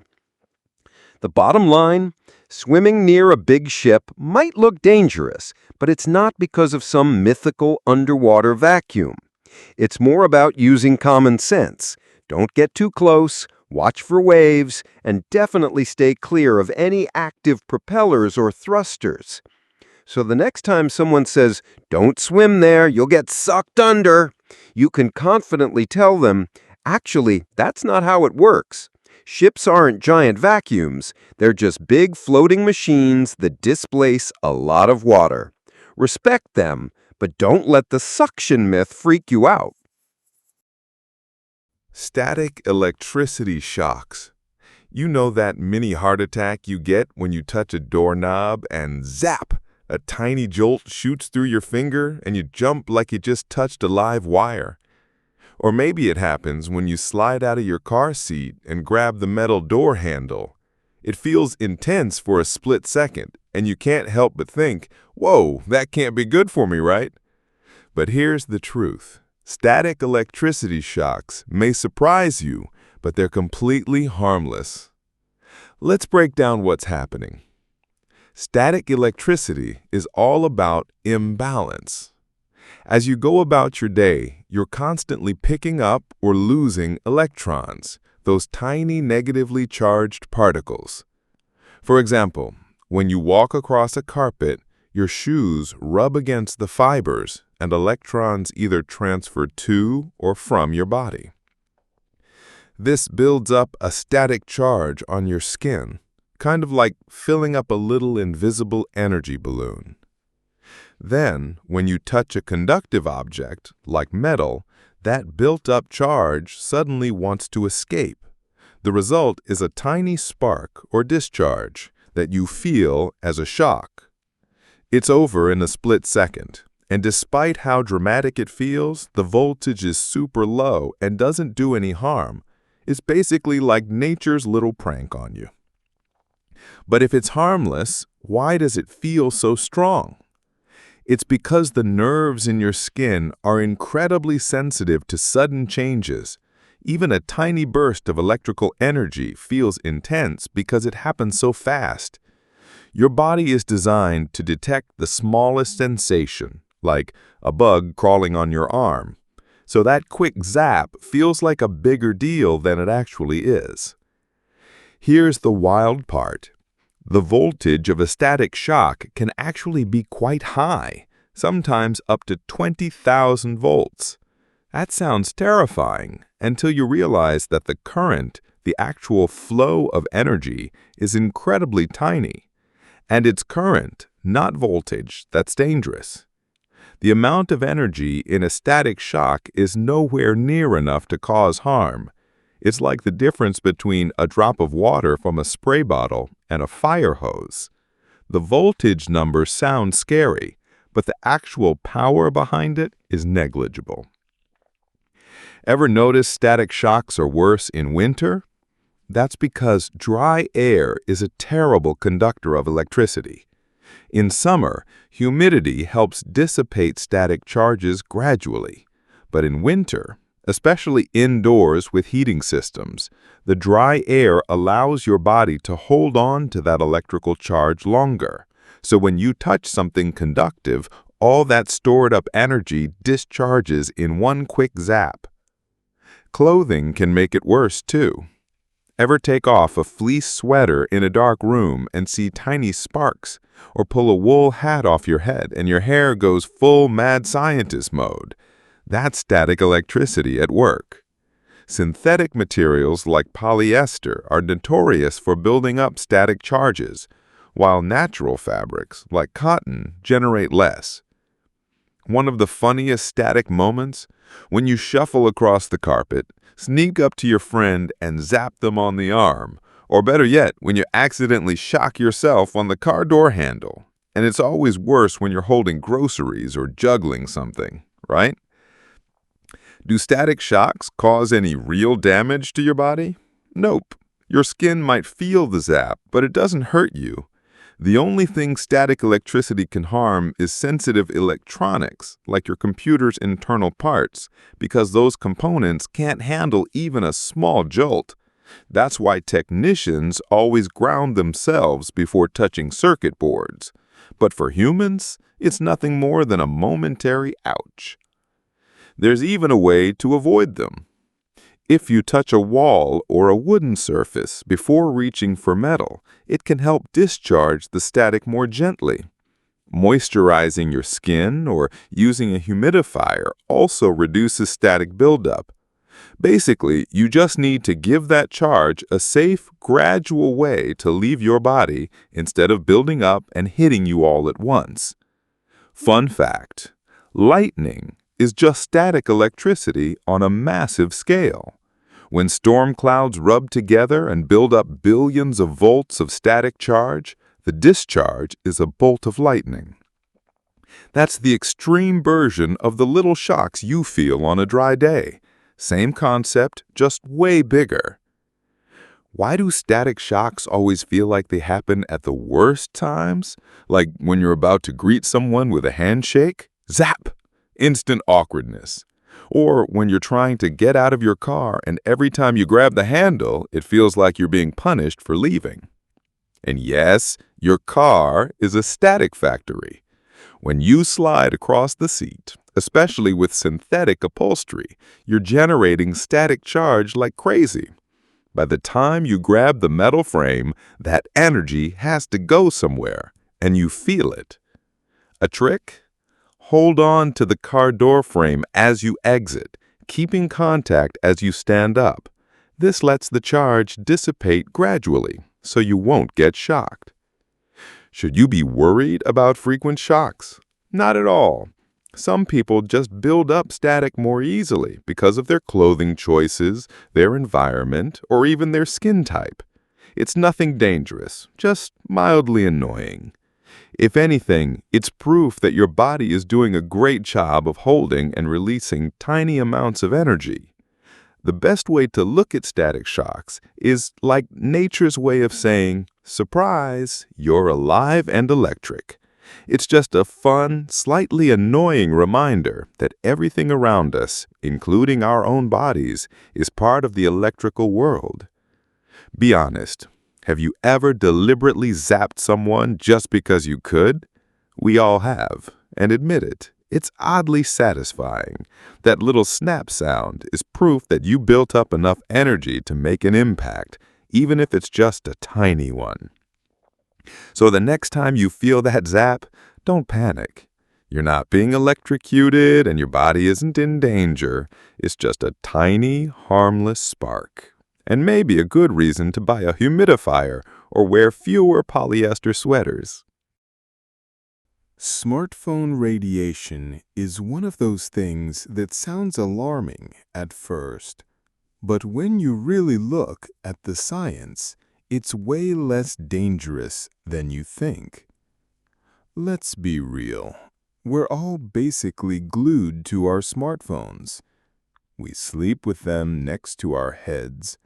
We scroll for hours, and we carry them in our pockets all day. But every now and then, someone brings up that unsettling question. Hey, aren't you worried about the radiation from your phone? And just like that, your brain flashes to horror movie scenarios, as if simply answering a call might be frying your brain cells. Relax. The radiation from your smartphone is a whole different category of energy, and at the levels we're exposed to, it's not known to cause harm. Here's the science in simple terms. Your phone does emit radiation, but not the scary kind. It gives off what's called non-ionizing radiation. Think of it like gentle waves of energy, similar to the waves used by Wi-Fi routers or even your microwave oven, but way, way weaker. This type of radiation doesn't have enough energy to damage your DNA or cells. It's totally different from ionizing radiation, like X-rays or gamma rays, which are the ones capable of causing real damage. So what does your phone's radiation actually do? It's basically just how your phone communicates. When you make a call, send a text, or browse TikTok, your phone uses radio frequency waves, tiny packets of energy, to send information to cell towers. These waves pass through the air, and yes, some of them pass through your body, but at such low power levels that they don't harm your tissues. But wait, you might say, aren't there studies linking phones to cancer? That's been a hot topic for years, and scientists have studied it like crazy. So far, the evidence just doesn't support the idea that normal phone use causes cancer. Major health organizations, like the World Health Organization and the FDA, have reviewed decades of research and haven't found solid proof that phone radiation at current levels is dangerous. Here's an easy comparison. Standing outside on a sunny day exposes you to far more radiation in the form of UV rays than your smartphone ever could. UV rays are ionizing and can damage your skin, which is why we wear sunscreen. But the radio waves from your phone, they're so weak they can't even heat your skin the way sunlight does. What about when the phone gets warm? That's not radiation. That's just the battery or processor working hard. People often confuse heat with radiation, but they're not the same thing. If your phone feels warm after a long call, it's just the electronics inside heating up from use, not the radio waves cooking you like a microwave. One of the funniest myths? The idea that sleeping with your phone under your pillow is dangerous because of radiation? The biggest danger there isn't radiation. It's that your phone could overheat, or you'll smack yourself in the face if it falls. If radiation were truly harmful at that level, we'd all be in trouble because billions of people worldwide have been sleeping near their phones for over a decade. Let's talk about SAR for a second. SAR stands for specific absorption rate, which is a measure of how much radio frequency energy your body absorbs from a device. Every phone sold is tested to make sure its SAR is well below the safety limits set by international guidelines. That means even if you used your phone all day, every day, you'd still be within the safe range. If you're still worried, there are easy things you can do. Use speakerphones or headphones to keep the phone away from your head. Send voice notes instead of long calls. But honestly, these steps are more about peace of mind than actual safety, because the radiation levels are already so low. Here's something you might not realize. We're surrounded by non-ionizing radiation all the time. Wi-Fi signals, Bluetooth devices, radio stations, and even baby monitors emit the same kind of low-energy waves your phone does. If these signals were harmful at these levels, we'd see health effects popping up everywhere by now. But we don't. Have you ever heard someone freak out about 5G? When 5G networks rolled out, conspiracy theories exploded with claims that 5G towers were dangerous or even causing illness. But 5G is just another form of radio frequency, operating at slightly higher frequencies than 4G, but still far below any harmful threshold. It's like worrying that a slightly faster Wi-Fi signal is going to hurt you. It just doesn't work that way. Think of your phone's radiation like a flashlight. It gives off a little energy, but it's nowhere near the level needed to cause harm. An X-ray machine is like a laser, powerful enough to penetrate deep and alter cells. But your phone is just a tiny glow that barely makes a dent. So why does this myth stick around then? Because the word radiation freaks people out. We hear radiation and think of nuclear power plants or radioactive waste, but not all radiation is bad.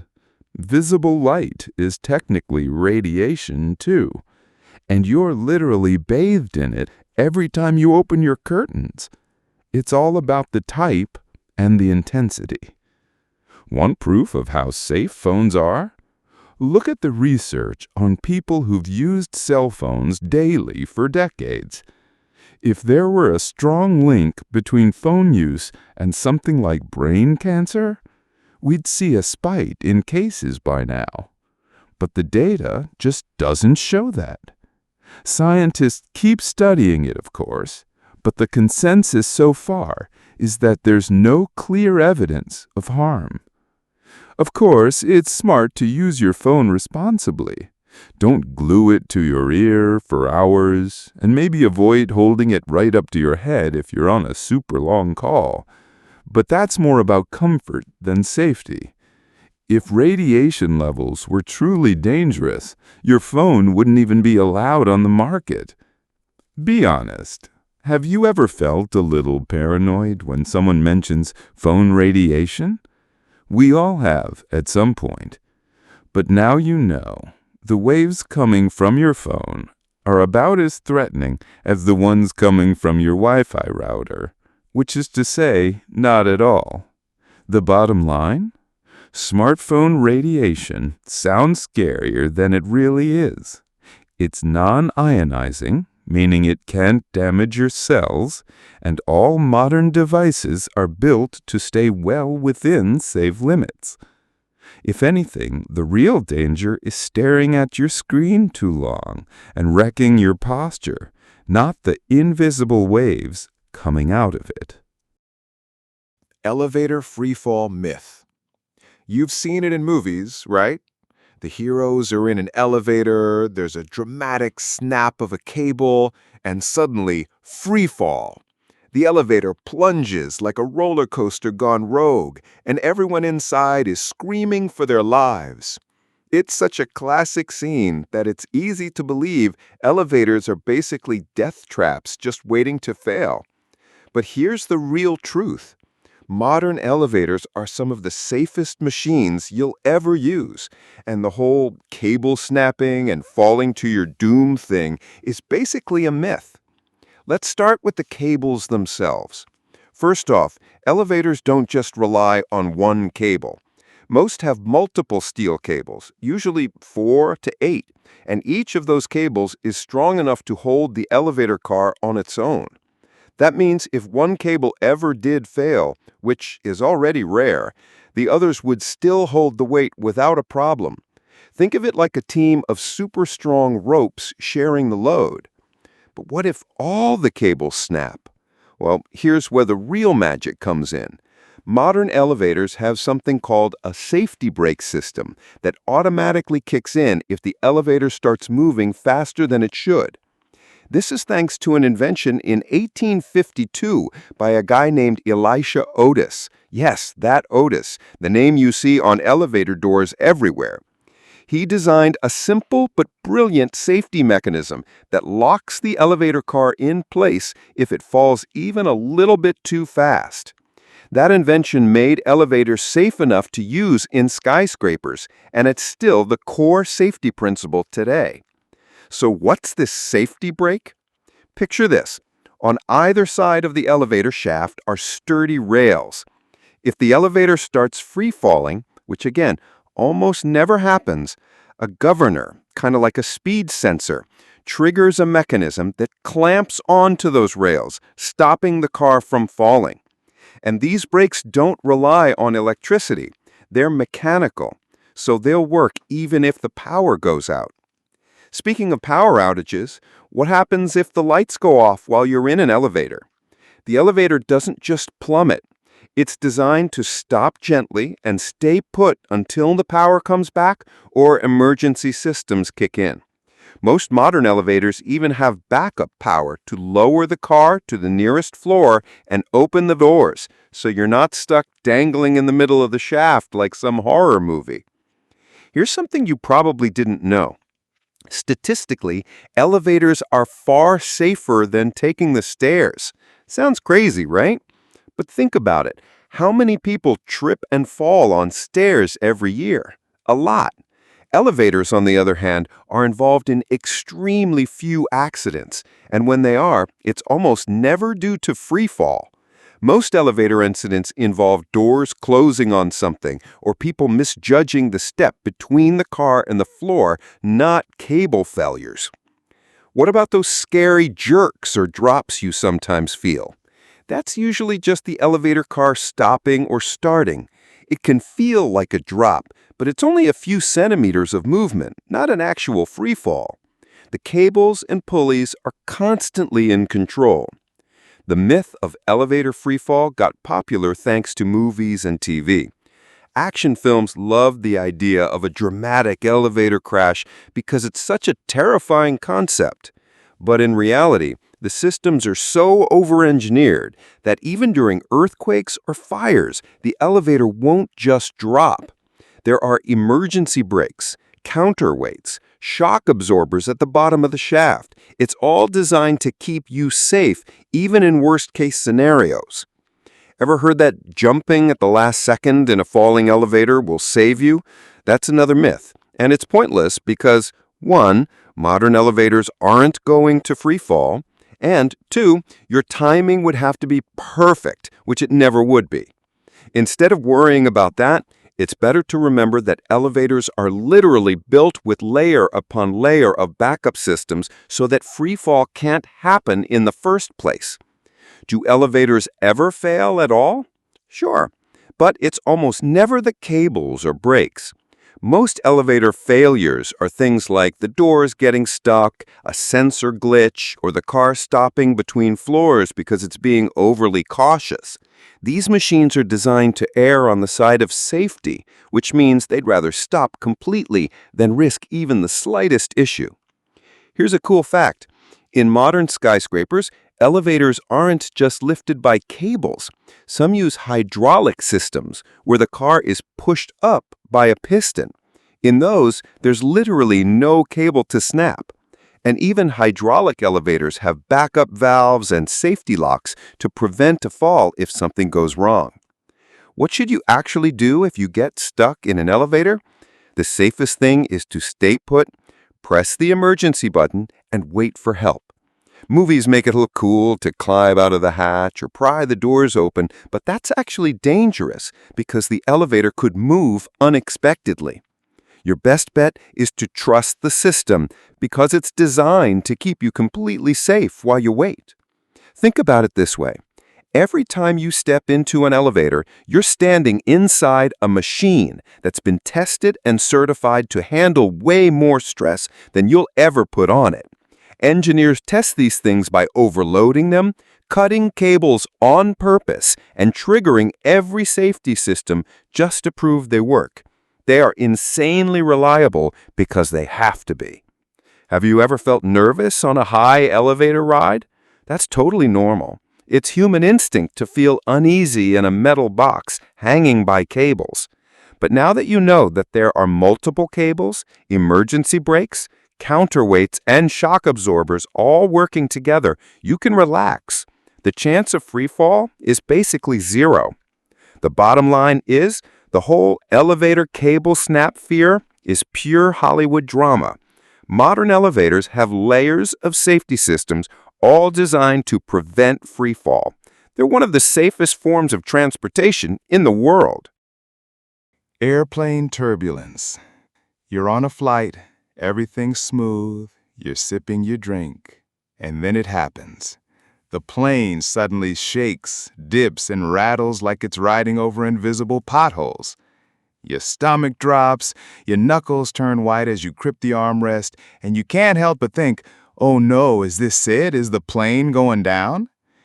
But here's the thing.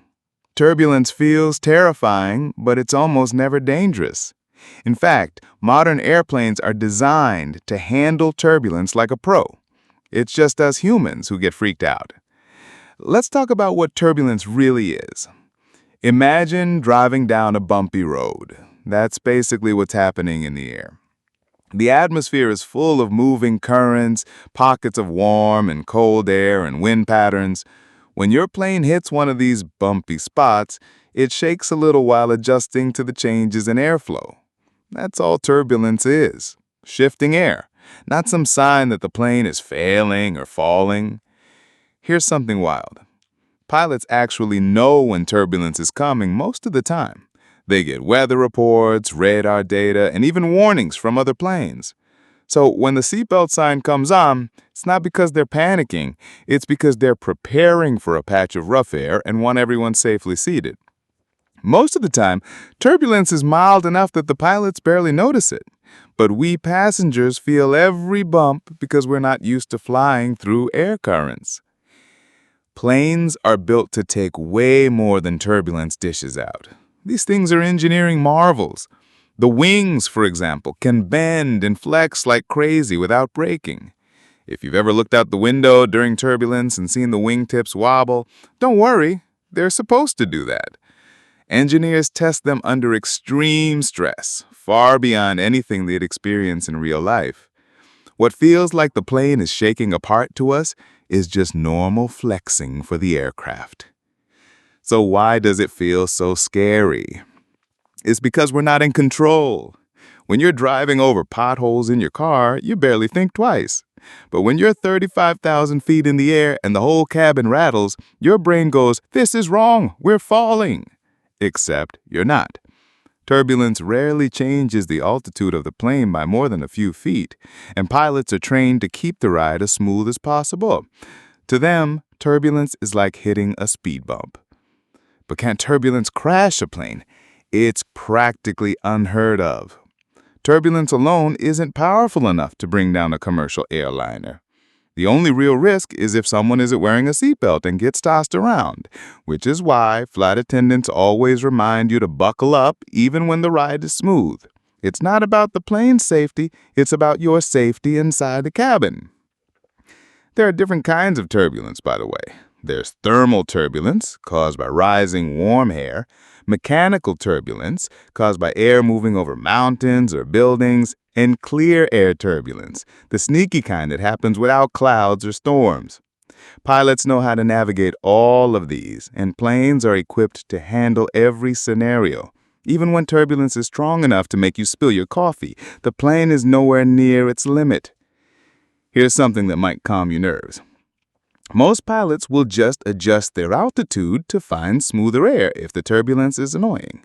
They're constantly in contact with air traffic control and other planes, so they'll climb or descend to get you a smoother ride. If turbulence were truly dangerous, they wouldn't just fly through it like they often do. Remember the last time you hit turbulence and your stomach dropped? That feeling isn't because the plane is actually falling dramatically. It's just shifting slightly up or down, maybe a few feet, but our inner ears are so sensitive that we feel it like a roller coaster drop. It's more about how our body perceives motion and what's really happening. Want a fun fact? Pilots and flight attendants deal with turbulence every day, and they don't even flinch. To them, it's just part of the job. While passengers are gripping their armrests, the crew is probably thinking, just another day at work. That should tell you how routine and non-threatening it really is. Here's another thing. Planes fly through turbulence way more often than you think. Most of the time you just don't feel it because the autopilot and stabilizers smooth it out. What we experience as a rough patch is just the atmosphere being, well, the atmosphere. But what about the stories of injuries?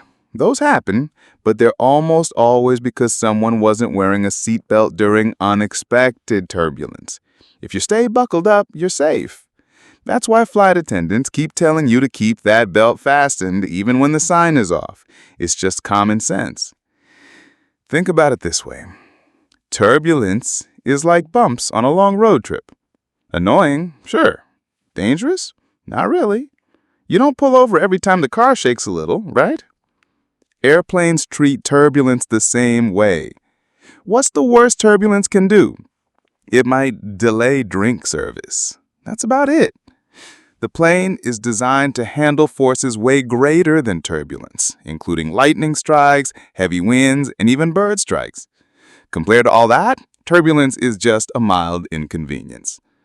So why does Hollywood make it look like a big deal? Because turbulence makes for great drama. You've seen the scenes, the plane lurching wildly, passengers screaming, masks dropping from the ceiling. It's all exaggerated. Real turbulence doesn't look like that. Most of the time, it's just a bit of shaking and maybe a few bumps while the plane calmly cruises along. Want to feel better about it next time you fly? Watch the flight attendants. If they're casually chatting, smiling, or rolling the snack cart while the plane shakes, you can bet it's nothing to worry about. Those people are pros. If they're calm, you can be calm. The bottom line, airplane turbulence might make your heart race, but it's one of those things that feels scarier than it actually is. Modern aircraft are built to handle it with ease, and pilots are trained to navigate it like it's second nature. It's uncomfortable, sure, but not dangerous. Radiation from bananas. You've probably never looked at a banana and thought, wow, this thing is radioactive. But guess what? It is. Yep. Every time you peel one open, you're technically holding a tiny, naturally radioactive snack. Before you panic and toss out your fruit bowl, let me tell you this. Banana radiation is so weak that you'd have to eat millions of bananas at once to get even a hint of harm. So no, your daily smoothie is not going to turn you into a glowing comic book character. Let's break down why bananas are radioactive in the first place. It all comes down to potassium, a mineral that's essential for your body. Bananas are loaded with potassium. That's part of why they're considered such a healthy snack. But a small fraction of that potassium exists in a form called potassium 40, which is slightly radioactive. And before you freak out, this is totally natural. Potassium 40 exists everywhere, in the soil, in plants, in your body, and it's been around since the Earth formed. So, what does this radioactivity mean for you?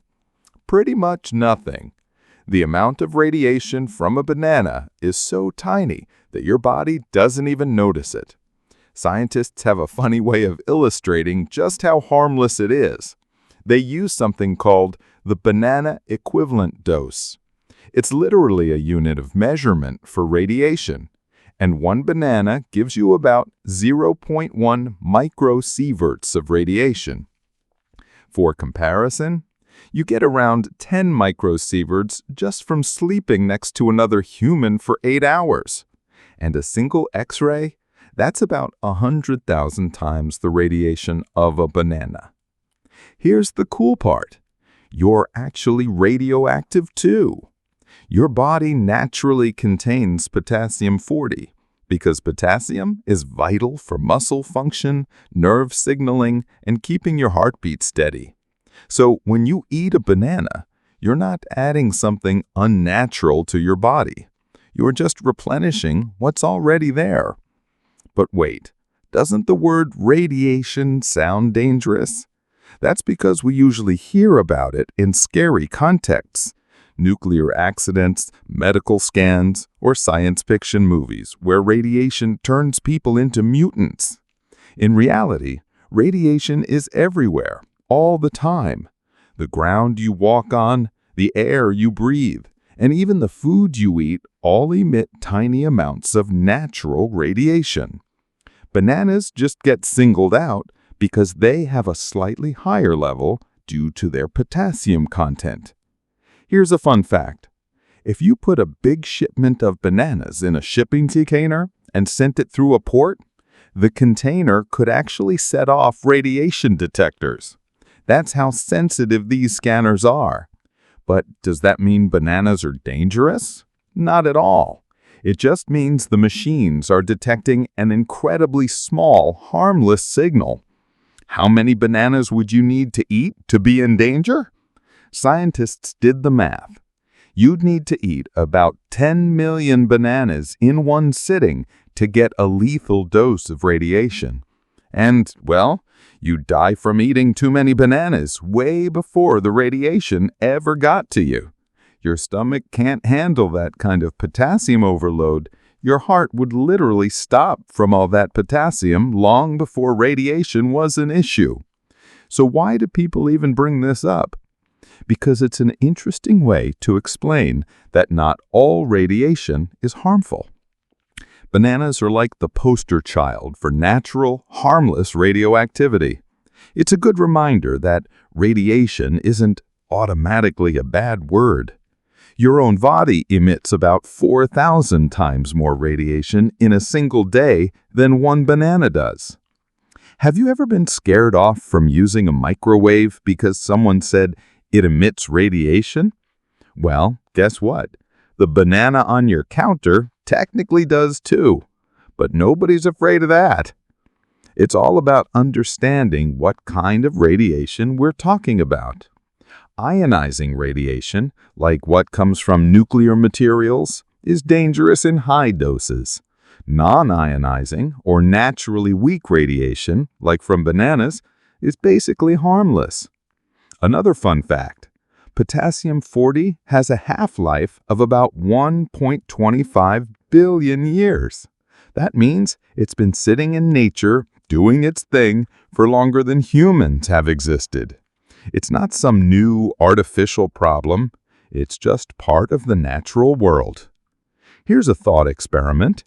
If someone ever says, radiation is everywhere, it's in our food, you can totally respond with, yeah, even bananas are radioactive, and I eat them for breakfast. It's a great way to highlight how misunderstood the concept of radiation is. We fear it because it sounds like something from a disaster movie, but in reality, it's literally part of our everyday lives. What if you ate, say, 10 bananas in one day? Would you glow in the dark? Nope.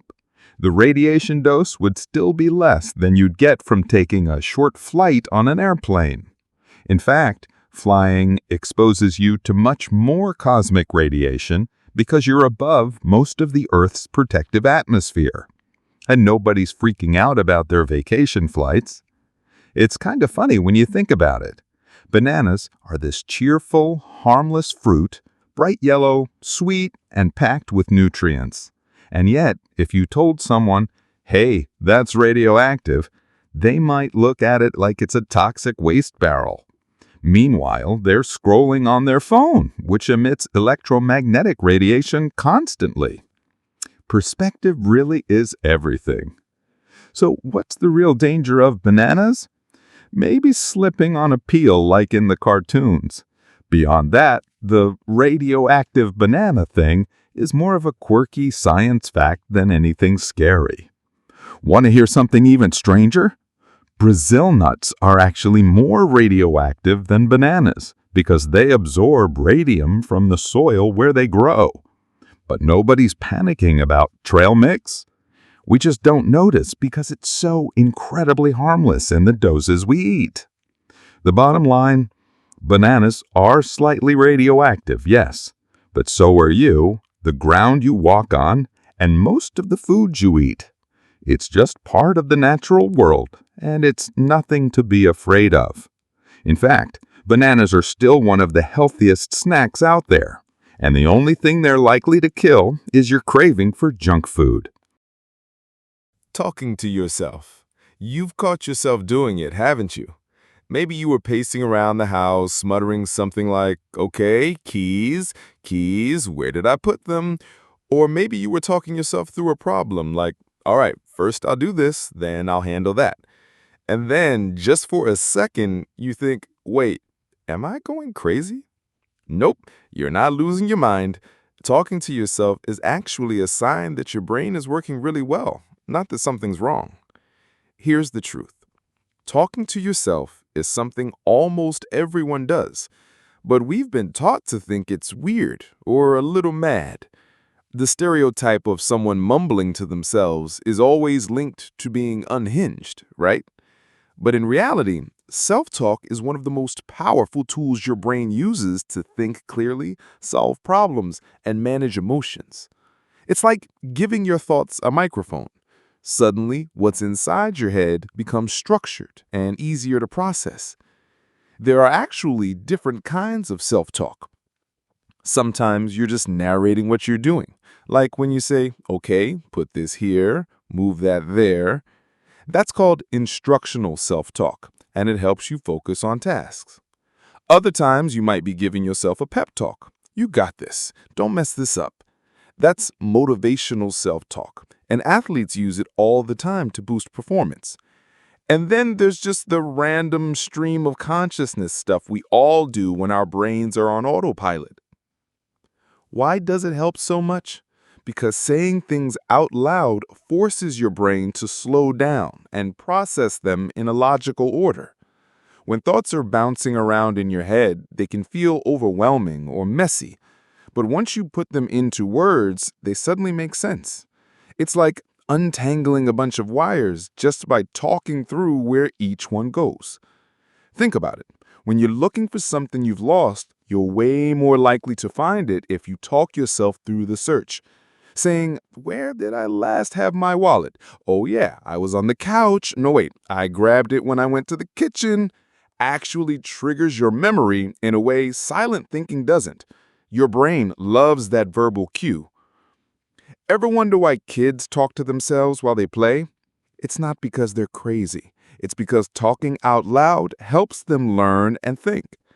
Psychologists say that young children's self-talk is a critical part of how they develop problem-solving skills. As we grow up, we're just taught to keep it in our heads because, well, society says it's strange to talk to yourself in public. But the habit never really goes away. It just goes undercover. Even the world's top athletes and performers do it. You think those tennis players are shouting, "Come on," after a big point, are just going it for show? Nope, they're literally giving their brains a boost by using positive self-talk. Studies have shown that talking to yourself out loud can improve focus, coordination, and confidence. Here's the fun part. Talking to yourself doesn't just help you perform better, it can also calm you down when you're stressed. Imagine you're nervous about a presentation. If you quietly say, "Okay, I got this. I know what I'm doing. Just take it one step at a time." It's like having your own personal coach. Your brain responds to those words as if someone else is encouraging you. But what about when you have full-on conversations with yourself? Totally fine. Sometimes the back-and-forth dialogue is just your brain weighing different options. It's basically you brainstorming out loud. Some of the greatest thinkers, Einstein, for example, were known to talk to themselves while working through problems. So, if you do it, you're in pretty good company. There's even science to prove it's good for your memory.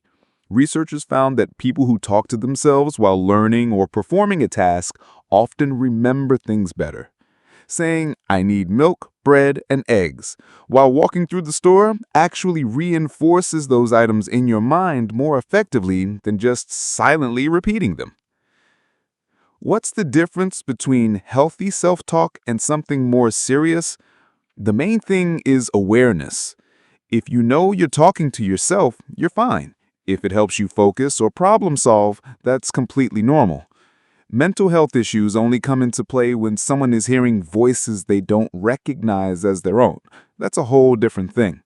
But plain old muttering, narrating, or pep-talking yourself, that's not madness. It's brain power. Have you ever caught yourself saying something out loud in public and immediately felt embarrassed? Like you're in the grocery store and suddenly blurt, "Oh, where are the chips?" Guess what? No one cares. Most people are too busy talking to themselves to notice. Honestly, if you paid attention, you'd find that almost everyone does it, especially when they think no one's watching. The funniest part is we even talk to objects. You know you've yelled at "come on" at your computer or muttered don't fall," while carrying a stack of plates. That's self-talk too. And it works. It keeps us focused and helps us manage tricky moments. There's also the confidence factor. People who talk to themselves in a positive way often handle challenges better because they're reinforcing their belief that they can handle it. It's like having a built-in motivational speaker in your own head. And who doesn't need that? The bottom line? Talking to yourself isn't a sign of madness. It's a sign that your brain is actively organizing, problem-solving, and staying sharp. So the next time you catch yourself saying something out loud, don't feel weird about it. You're just giving your mind the tools it needs to perform at its best.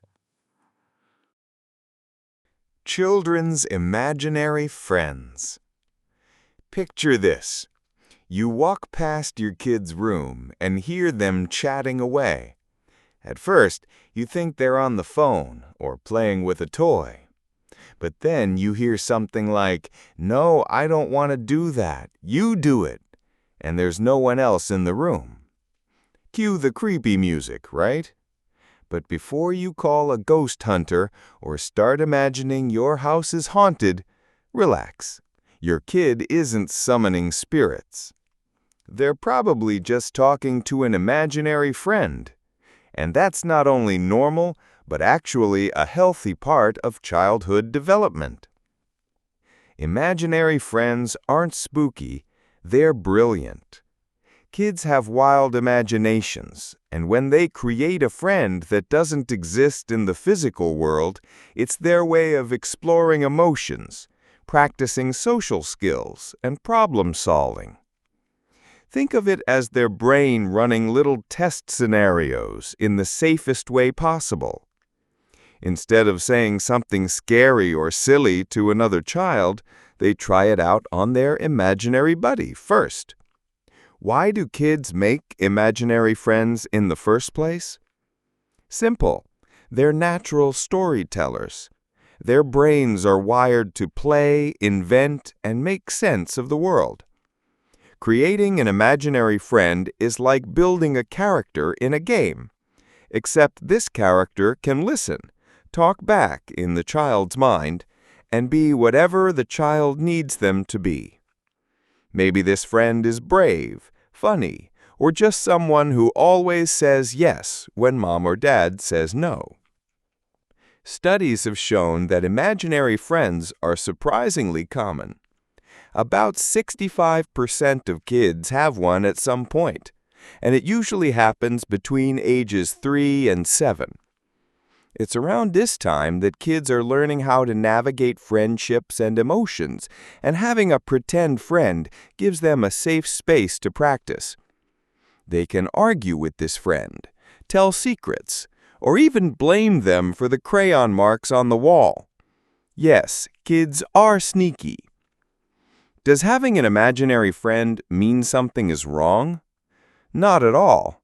In fact, research suggests that kids who create imaginary friends are often more creative and have stronger problem-solving skills. They tend to be better at seeing things from other people's perspectives, too. Why? Because when you're inventing a whole personality for someone in your head, you're practicing empathy without even realizing it. Here's the funny thing. Sometimes parents freak out because they think the imaginary friend means their kid is lonely or sad. But often it's the opposite. Kids with imaginary friends are usually perfectly fine socially. They just like having a bonus buddy who's always available to play. It's like having the ultimate sidekick who never cancels plans or argues about which game to play. What about when kids insist the friend is real? That's just how deep their imagination goes. For them, the friend feels real in the same way a favorite stuffed animal feels alive when they're playing pretend. There's no need to correct them or say, "That's not real." It's all part of how they explore creativity. Most kids grow out of this phase on their own by age 7 or 8, as their brains start separating fantasy from reality more clearly. Have you ever met an imaginary friend? Parents often get to meet these characters when their kids introduce them, saying something like, "This is Alex. He's invisible, but he's right here next to me." Some parents even play along, setting a plate for the friend at dinner, or asking how the friend is doing. And honestly, playing along can be a fun bonding experience. It shows your kid that you value their imagination. Now here's the part where people get spooked. Some adults jump to the idea of ghosts or spirits when they hear a kid talking to someone no one else can see. Pop culture has definitely fueled this fear with movies and creepy TV shows where kids say things like, "My friend told me something scary." But the truth is, kids' brains are just insanely good at creating vivid characters. What seems spooky to adults is just normal play to them. Imaginary friends aren't just people, by the way. Sometimes they're animals, robots, superheroes, or even talking objects. One kid might have an imaginary pet dragon that sleeps under the bed, while another might have a magical car that takes them on adventures. The possibilities are endless, and honestly, they're kind of awesome. There's another benefit to these pretend buddies. They help kids process tough emotions. For example, if a child is scared about going to the doctor, they might talk it through with their imaginary friend. It's like having an emotional coach, someone who listens and makes them feel safe. Some kids even use imaginary friends to work through real-world conflicts, like pretending to apologize to their friend through their invisible pal first. Here's a cool twist. Adults talk to imaginary people all the time. We just don't call them that. When you rehearse a conversation in your head before a big meeting, or imagine how someone will react to something you say, you're basically doing the grown-up version of having an imaginary friend. We just hide it better. What should you do if your kid has an imaginary friend? Honestly, nothing. Let them enjoy it. It's a sign that their imagination is strong and that they're learning how to be creative and independent. As long as the imaginary friend isn't stopping them from interacting with real people or causing them distress, it's just a phase, and a fun one at that. One day, it'll just fade. You'll suddenly realize your kid hasn't mentioned their imaginary friend in weeks. And when you ask, they'll shrug and say something like, "Oh, they went home." And just like that, the chapter closes. It's a natural part of growing up. So the next time your child says something like, "Don't sit there, my friend is sitting there," don't panic. They're not seeing ghosts, they're not weird, and they're definitely not alone.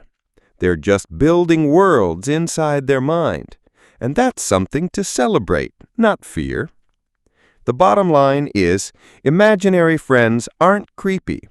They're a sign of a kid's brain firing on all creative cylinders. So instead of worrying, maybe ask your kid to tell you more about their invisible buddy. Who knows? You might hear an incredible story. Crying from happiness. You know that feeling when something so good happens that you just cry? Maybe it's when you finally get that big news you've been waiting for, like landing your dream job or hearing yes from the person you love. Or maybe it's when you're watching a wedding and suddenly you're all misty-eyed, even if you swore you wouldn't cry.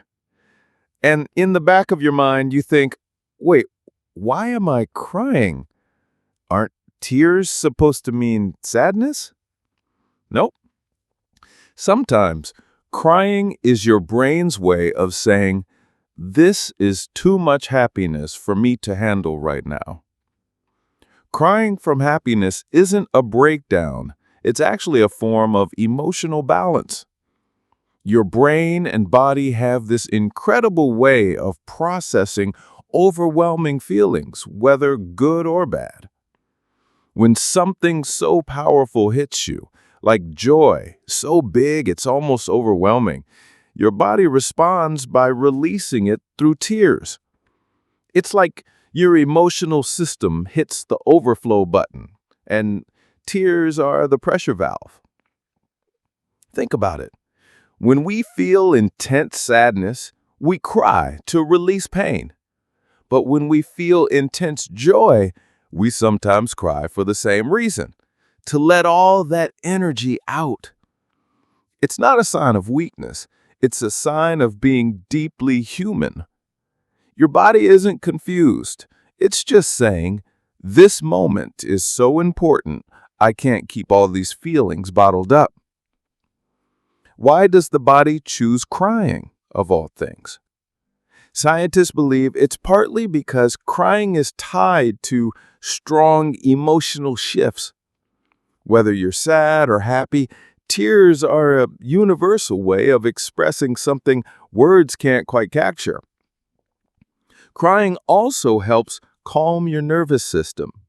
When you let those tears flow, your body releases stress hormones and triggers the parasympathetic nervous system, which is the part of you that says, okay, breathe, relax, you're safe. Even in happiness, your body needs that little reset. Have you ever noticed how good it feels after a good cry? Even when you're crying happy tears, there's this weird sense of relief afterward. That's because your body is literally flushing out stress chemicals and calming your brain. It's like a natural reset button. Crying from happiness also comes from a place of deep emotional connection. Think about moments when it happens most. Weddings, reunions, watching your kid do something for the first time, or hearing a song that hits just the right spot. Those are moments when you feel connected to something bigger than yourself. Love, gratitude, nostalgia, or just the pure beauty of life. Your brain gets flooded with feel-good chemicals like dopamine and oxytocin, and the emotional surge is so strong that tears are your body's way of handling it. There's even a scientific name for this reaction: dimorphous expressions. It's when your emotions are so strong that your body expresses them in an unexpected way, like crying when you're happy or laughing when you're nervous. It's your brain's way of trying to bring things back to balance. Basically, your body says, "This joy is too much, let me balance it out with a few tears." And you're not alone in this. Almost everyone cries from happiness at some point. Think of the people who cry when their team wins a championship, or parents crying when they see their child graduate. It's the same thing. The moment is so emotionally charged that the only way to handle it is to let the tears come. But for some reason, we're taught to hide these tears. People think crying, even happy crying, is a sign of weakness. Like you're not strong if you let your emotions show. But honestly, it takes strength to feel that deeply. Happy tears are proof that you're alive and fully present in the moment. Have you ever laughed so hard you cried? That's another version of the same thing. Your body is overwhelmed by joy, and it comes out as tears.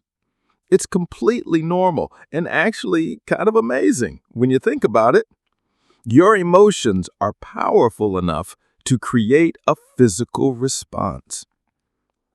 Sometimes crying from happiness is tied to relief, like when something stressful finally works out.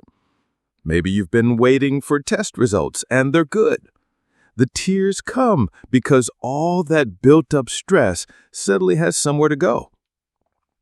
It's like your body saying, "Okay, we can finally let go now."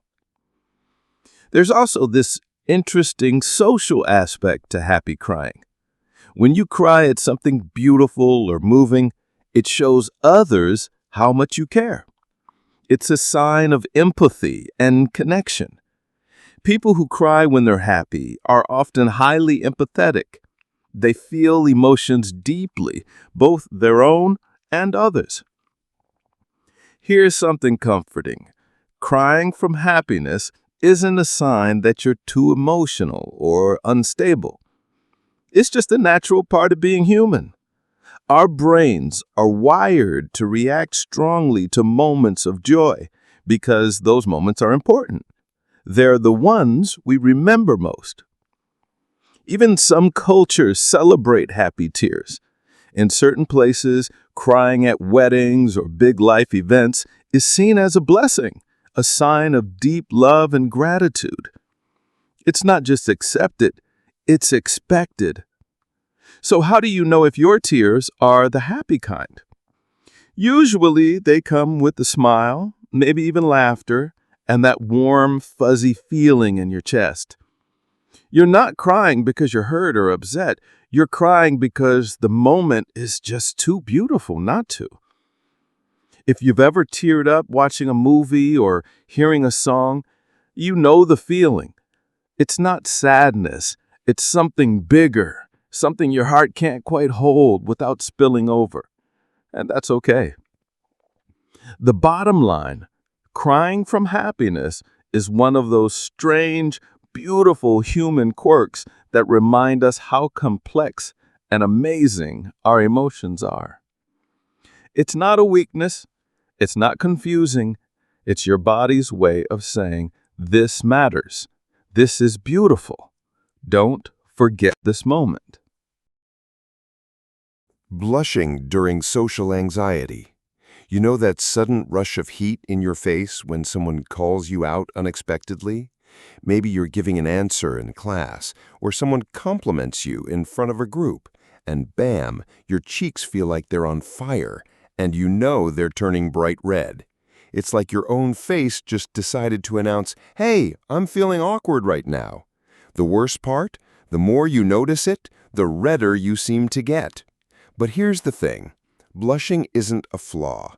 It's a natural, automatic response from your body, and it's totally harmless. Blushing is basically your body's social alarm system, but not in a bad way. It's caused by your body releasing adrenaline when you feel embarrassed, anxious, or even shy. Adrenaline triggers the dilation of blood vessels, especially in your face, which is why your cheeks, nose, or ears start to look like tomatoes. You don't control it. It's as automatic as your heart beating faster when you're scared. Why does this even happen? Believe it or not, blushing might have evolved as a way for humans to show honesty. When you blush, it's like your body is saying, "I'm being genuine right now." It's a visible sign of emotion that other people instinctively understand. Some scientists think this is why we find blushing endearing rather than weird. It signals that someone is sincere or feeling real emotion in the moment. Here's the cool part. Blushing doesn't mean you're weak, shy, or socially broken. It's just your nervous system doing its job. When you feel social anxiety, like when all eyes are on you, your body jumps into fight or flight mode. Your blood vessels open up to let more blood flow to your face, as if your body is saying, "Okay, we're in the spotlight now." It's just a physiological quirk. Ever notice how trying to stop blushing makes it worse? That's because thinking about it adds more stress, which pumps even more adrenaline into your system, which then fuels the blush cycle. It's like when someone tells you, "Don't think about the color red," and now that's all you can think about. The best way to handle blushing is actually to stop caring that it's happening. Easier said than done, of course, but it works. Blushing isn't harmful to your body at all. It doesn't damage your skin, it's not linked to any medical problem, and it goes away on its own once your adrenaline levels drop. It's just a temporary change in blood flow. The only real pain from blushing is psychological. We feel embarrassed because we think everyone is staring at our red face, when in reality, most people barely notice. Did you know some people blush when they're happy or excited, not just anxious? Think about the last time you got an unexpected compliment, or when someone you like made eye contact with you. Yeah, that rush of warmth in your cheeks. Totally normal. Your body isn't labeling emotions as good or bad. It just reacts to any strong feeling by turning on the blush switch. Some famous people have even turned blushing into a positive trait. It's often seen as charming or relatable because it shows you're real and not trying to hide your feelings. Honestly, would you rather hang out with someone who's cool and emotionless all the time, or someone whose face lights up with genuine reactions? Blushing is like your personality saying, "Hi, I have feelings and I'm not afraid to show them." There's also something universal about it. Across cultures, blushing means the same thing. It's a sign of emotional transparency. It doesn't matter where you're from, people understand that a blush means you care about what's happening at that moment. Here's a fun science fact. Humans are the only species that blush. That's right. Your dog, cat, or goldfish will never get a red face, no matter how embarrassed they might feel, if they even can feel that. It's something unique to us, tied to our complex social interactions. Kinda cool, right? Something that feels like a curse during awkward moments is actually a human superpower. But what if you blush a lot? Some people naturally blush more than others because of genetics and skin tone. That doesn't mean anything is wrong with you. It's just how your body is wired. In fact, studies show that frequent blushers are often perceived as more trustworthy or approachable. That red face you're worried about? Other people might actually find it adorable. The next time you feel your cheeks heating up, try this mental trick. Instead of thinking, "Oh no, everyone can see I'm nervous," think, "My body is just showing I care about this moment." Flip the script. Because honestly, most of the time, people either don't notice or they read it as a sign that you're being genuine, not awkward. And let's be real, some of the best moments in life come with a blush. Your first crush, your first compliment from someone you matter, getting recognized for something you worked hard on. All of these moments bring that warm red flush, and they're the moments you remember most. What's the cure for blushing? Technically, there isn't one, and that's okay. You don't need to cure something that's just your body being alive and human. Over time, many people find that the less they fight it, the less it bothers them. When you own your blush, it stops being a problem and just becomes part of who you are. So, the next time your face lights up like a neon sign, remind yourself this isn't a failure or a weakness. It's just your body reacting to an emotional moment, and it's doing exactly what it's supposed to do. The bottom line is, blushing is a natural, harmless reaction. It's a quirk of being human, and it's actually kind of beautiful if you think about it. Instead of fearing it, maybe embrace it. It's your body's way of saying, hey, this moment means something. Laughter in inappropriate situations. You know those moments when laughter sneaks out at the worst possible time? Maybe you're at a funeral, or someone just told a really serious story, and suddenly you're trying not to giggle. You're sitting there biting your lips thinking, why am I laughing right now? This is horrible. And of course, the more you try to stop, the worse it gets. It's like your brain is betraying you. But here's the truth. Laughing in serious or awkward moments isn't always a sign that something's wrong with you. It's often your brain's way of coping with stress, discomfort, or intense emotion. Think of it like this. Your body has a few default responses when it's overwhelmed. You can cry, freeze, shake, or laugh. And sometimes your brain chooses laughter, even if the situation is sad or tense. It's not because you find something funny, but because your mind needs to release that emotional energy somehow. It's basically a pressure valve. If you're holding back tears, fear, or awkwardness, your brain might decide, hey, let's laugh this out instead. It's weird, but it's actually normal. Psychologists call this nervous laughter. It's the kind of laugh that pops out when you are uncomfortable, anxious, or don't know how to react. Think about times you've laughed after tripping in public or during an awkward silence. That's your brain trying to smooth over the tension, even if it just makes things more awkward. But why does it feel so uncontrollable? Because laughter is partly an automatic response. Your brainstem, the part of your brain that handles basic survival functions, is involved in triggering laughter. So when you're under stress, your body doesn't always wait for a logical permission to laugh. It just happens. Have you ever laughed during a scary movie?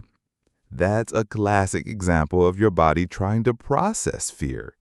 Your brain gets flooded with adrenaline and tension, and laughter is one way to break that cycle. It's like your body saying, this is too intense. Let's lighten it up a little bit just for a second. It's a coping tool, not a character flaw. And it's not just you. Everyone does it. Think of soldiers, doctors, or emergency workers. These are people who deal with serious high-pressure situations all the time. Many of them admit to using humor or laughter as a way to stay sane.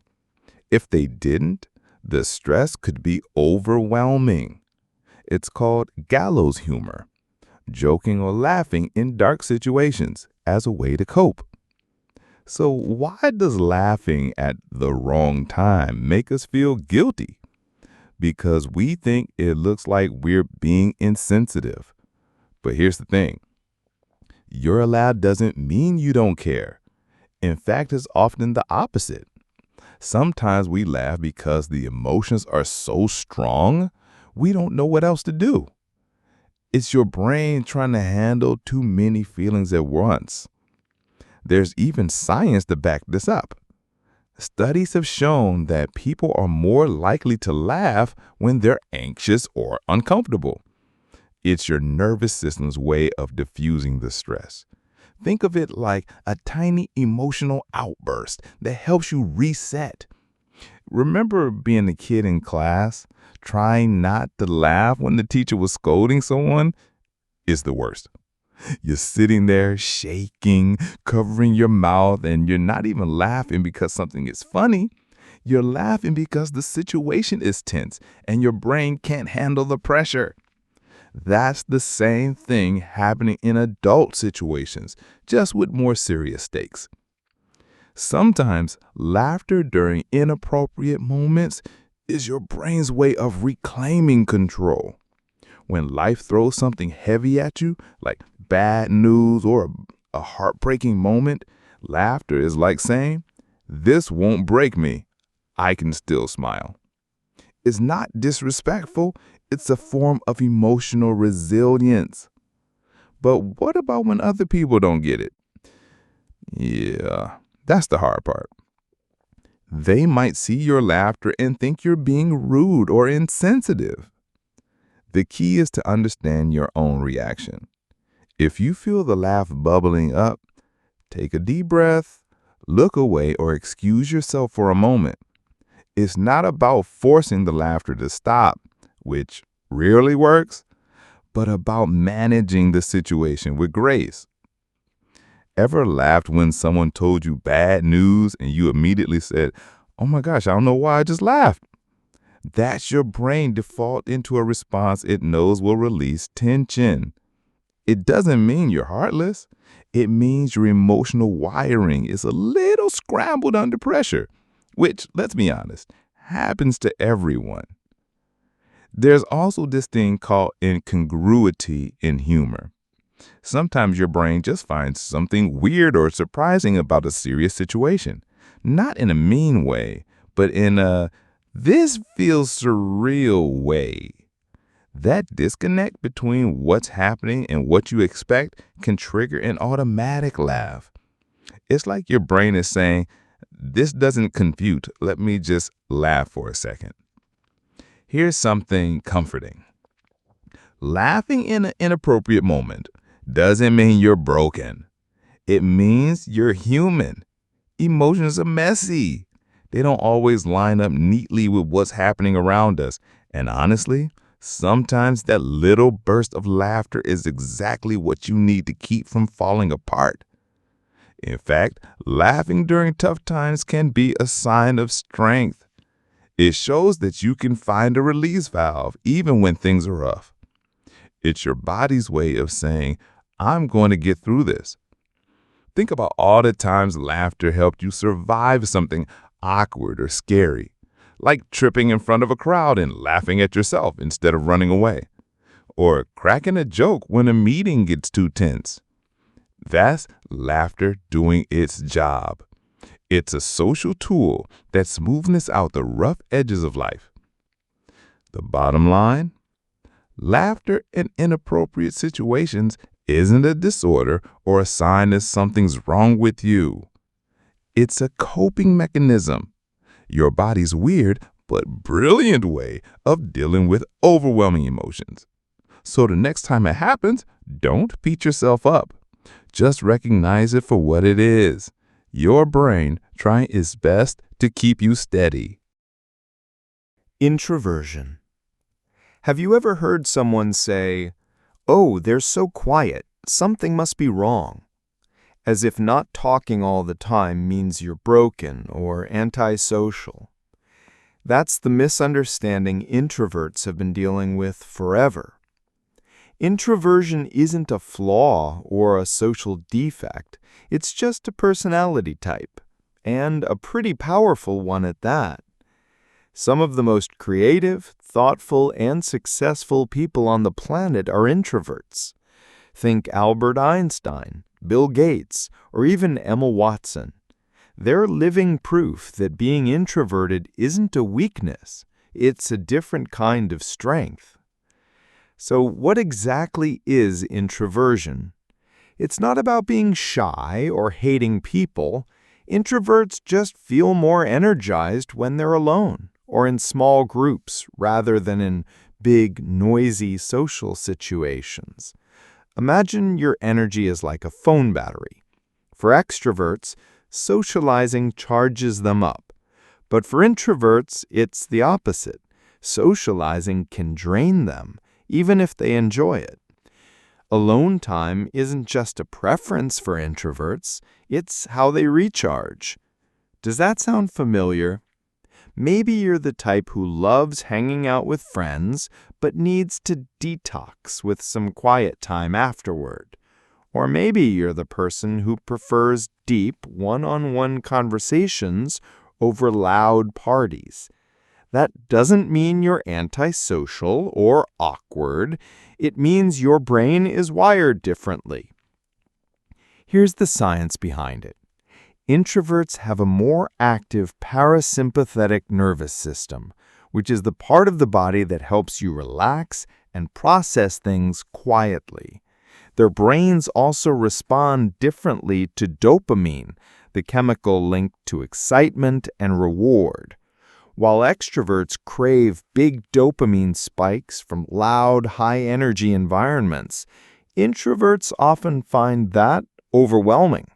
They prefer subtle, quieter sources of joy, like reading or listening to music or thinking deeply about an idea.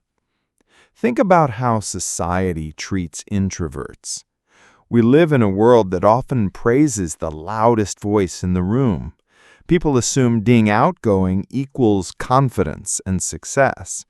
But introverts bring something just as valuable. They tend to listen more, think before they speak, and observe things that others might miss. These are the people who spot details, come up with creative solutions, and often have a deeper understanding of the people around them. Have you ever met someone who barely talks, but when they do, it's the most insightful thing you've heard all day? That's an introvert's superpower.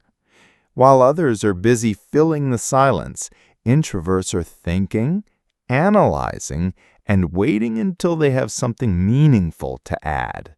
They don't waste words, and when they do speak, people often listen. Introverts also thrive in creative and analytical fields. Writers, artists, scientists, and inventors often lean introverted because they enjoy working alone or with minimal distractions. They can spend hours immersed in a project because they're comfortable in their own company. It's no surprise that some of the most groundbreaking ideas in history came from introverts who weren't afraid to go deep rather than wide. But here's the thing. Being introverted doesn't mean you hate people or can't be social. Introverts can be outgoing and friendly when they want to be. The difference is they need time to recharge after being around a lot of people. It's like running a marathon. Fun, but exhausting. And that's perfectly normal. If you're introverted, you've probably heard things like, "Why are you so quiet?" or "You should come out of your shell." But guess what? There's no shell. Introverts don't need to fix anything. They just don't feel the need to talk unless there's something worth saying. They value quality over quantity when it comes to conversations and friendships. Do introverts get anxious in social situations? Not necessarily. That's a common myth. Shyness and introversion are not the same thing. Shyness is about fear of judgment, while introversion is simply about energy. You can be a confident introvert who's perfectly fine giving a speech or leading a meeting. You'll just want to retreat afterward and have a quiet evening to recharge. Another introvert's strength is deep focus. While extroverts may thrive on bouncing between tasks and socializing as they work, introverts often excel in situations that require intense concentration. They're good at diving into the details and seeing projects through without constant external stimulation. Here's a cool perspective. Imagine a world without introverts. We'd lose some of the greatest works of literature, art, and science. From Jane Austen's novels to Isaac Newton's theories, so many achievements came from people who needed solitude to create. Introverts aren't hiding from the world, they're building and shaping it behind the scenes. What about relationships? Introverts are often incredibly loyal and thoughtful friends and partners. They may not have a huge social circle, but the relationships they do have are often deep and meaningful. They're the ones who remember small details about you, who listen when you need to vent, and who genuinely enjoy connecting on a personal level. If you're extroverted, you might not get it. You might think, how can someone enjoy staying home on a Friday night instead of going out? But for introverts, that quiet evening isn't boring. It's heaven. It's time to think, relax, or dive into something they love without distractions. And if you're introverted, here's something to remember. You don't need to force yourself to be more outgoing just to fit in. You're not broken or boring. Your quiet energy has its own kind of magnetism. People are often drawn to introverts because they radiate calm and thoughtfulness in a noisy world. Some of the best leaders in history were introverts. Think Abraham Lincoln or Rosa Parks. They weren't loud or flashy, but they made massive changes through determination, quiet strength, and deep conviction. Being introverted doesn't mean you can't lead. It just means you lead differently. The bottom line, introversion isn't a social defect. It's just a personality type, like being left-handed or right-handed. It comes with its own strengths, and the world needs both introverts and extroverts to thrive. So if you're the kind of person who'd rather have one deep conversation than 20 small ones, or who feels recharged after some alone time, own it. That's your power. Kids obsessively repeating actions. Have you ever watched a kid do the same thing over and over again? Like stacking the same blocks, watching the same cartoon 50 times, or asking the same why question until your brain wants to melt? It can make you wonder, is this normal? Are they just being stubborn or something else? The truth is, this kind of repetitive behavior in kids isn't weird or unhealthy. In fact, it's one of the most important ways they learn about the world. Kids repeat things because repetition is how they master skills and make sense of life. Think of it this way. Adults don't usually learn something perfectly the first time we try it, right? Kids are the same, except their brains are developing at lightning speed. Repeating an action, like throwing the same ball or singing the same line in a song, is their way of testing out cause and effect, building memory, and feeling a sense of control over their world. Let's break it down. When a toddler knocks down a tower of blocks 10 times in a row, they're not trying to drive you crazy. They're testing the idea of gravity. If I push this, it falls, every single time. It might seem obvious to us as adults, but for them, it's fascinating. Repetition gives them proof that the world works in predictable ways. That's how they build trust in their environment. And let's talk about those endless why questions. Kids love to ask the same thing, even when they already know the answer. Why? Because it's not just about the answer. It's about the conversation, the connection, and the reassurance that things make sense. Their brains are wired to seek patterns, and repeating questions is like mental practice. Does that mean kids who repeat actions are compulsive? Absolutely not. Compulsive behavior is when someone feels forced to repeat something because of anxiety or fear. What kids are doing is joyful, curious repetition. They're not stuck in a cycle they can't break. They're experimenting, exploring, and learning. Have you ever noticed how kids can watch the same movie or listen to the same bedtime story over and over, and they still act like it's brand new? That's because repetition is comforting. It gives them a sense of stability and safety. When the world feels big and unpredictable, knowing exactly what's going to happen in Frozen or Cars is like a security blanket for their minds. Repetition also strengthens their brains. Every time they repeat an action, like stacking blocks or singing a nursery rhyme, their brain is building and reinforcing neural connections. It's like carving a path in the sand. The more they walk the same path, the clearer and stronger it becomes. This is why practicing something over and over is how we all get better at it. Let's be honest, repetition can drive adults crazy. It's exhausting to read the same bedtime book every night for 2 weeks straight, or hear Baby Shark on loop. But to a child, every repeat is a chance to notice something new. Maybe they'll catch a tiny detail in the story they missed the first 5 times. Or maybe repeating the action helps them feel confident, like, hey, I know what's coming next. I can do this. Here's a fun way to think about it. Repetition is like rehearsal. When kids play the same game or act out the same scenario with toys, they're practicing real-life situations. Playing pretend cooking every day isn't just cute, it's building motor skills, creativity, and problem-solving abilities. Sometimes parents worry when kids repeat actions because they think it's a sign of obsessive behavior. But for most children, this is just a natural stage of development. It usually peaks around toddlerhood and early childhood, and then it tapers off as they gain more confidence and start craving new experiences.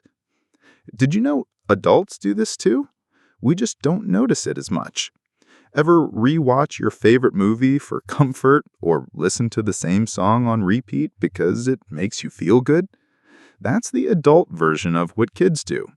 Repetition is soothing because it feels familiar. Our brains like predictability no matter how old we are. There's another benefit to kids repeating things. It helps them learn patience and persistence. When a child builds the same tower again and again, they're learning that practice leads to success. They might fail, but they try again. And that's one of the most valuable life lessons out there. Parents can actually use this to their advantage. If your kid wants to hear the same story for the 100th time, try asking them questions about it. Why do you think the character did that? Or what do you think will happen next? Their answers might surprise you, and it'll make the repetition feel more interactive. So, should you ever worry about repetition? Only if it's extreme and interfering with their ability to function or try new things. Most of the time, kids naturally grow out of these habits as their curiosity expands and they develop new interests. Remember how you learned to ride a bike or play a game. You didn't do it once and become a pro. You practiced a lot. That's exactly what kids are doing when they repeat actions. They're mastering their world, one stack of blocks or one repeated question at a time. The bottom line is, kids repeating things isn't something to fix or be concerned about. It's a sign of healthy learning, curiosity, and development. Sure, it might test your patience, but behind every repeated action is a brain that's growing stronger, smarter, and more confident.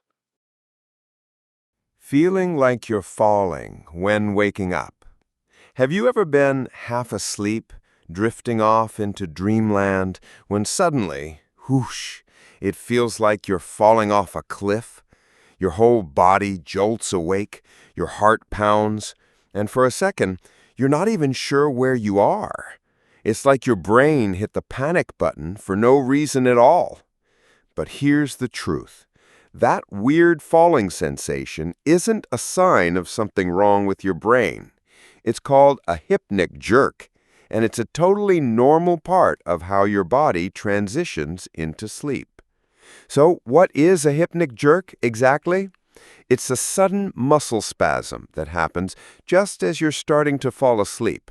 Think of it as your brain doing a little system check while your body powers down. Your muscles relax, your breathing slows, and your brain, in that half-dreaming state, sometimes misinterprets that deep relaxation as falling. And what does your brain do when it thinks you're falling? It fires off a jolt of adrenaline, making your body jerk like it's trying to catch itself. The falling sensation is just your brain playing tricks on you. When you're in that half-awake, half-asleep zone, your brain waves are shifting gears. It's like a car engine stalling for a second before it runs smoothly. Your brain isn't sure if you're awake or dreaming, so it can fire off mixed signals, one of those being, "Alert, we're dropping," even though you're safe in bed. Why does it feel so real? Because your brain is incredibly powerful at creating sensations. During this twilight state, your mind can blend physical relaxation with dream imagery. That's why sometimes you don't just feel like you're falling. You might actually see yourself slipping, tripping, or tumbling in your dream right before you jerk awake. It's like your body and mind are working together to give you the full roller coaster drop experience. The good news? Hypnic jerks are completely harmless. They don't mean you're having a seizure or a neurological problem or anything dangerous. In fact, most people experience them at some point in their lives.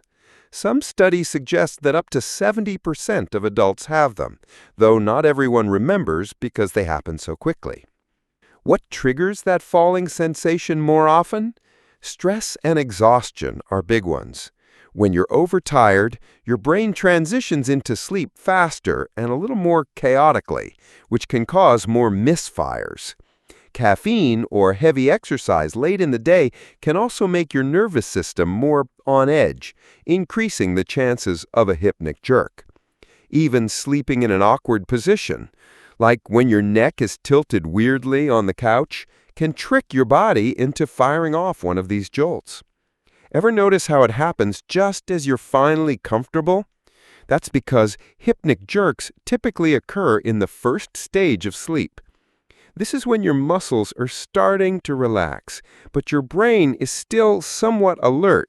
It's like your mind hasn't fully let go yet. So when your body slackens, your brain gets startled, thinking, "Whoa, are we falling?" Some scientists have an interesting theory about this reflex. They think it might be a leftover survival mechanism from our primate ancestors. Picture this. Way back in the day, humans and other primates slept in trees to avoid predators. A sudden muscle relaxation could mean you're slipping off a branch. That jolt, that instant reflex to catch yourself, might have once saved lives. Now, of course, we sleep in beds, but the reflex is still wired into our brains. Should you worry about frequent hypnic jerks?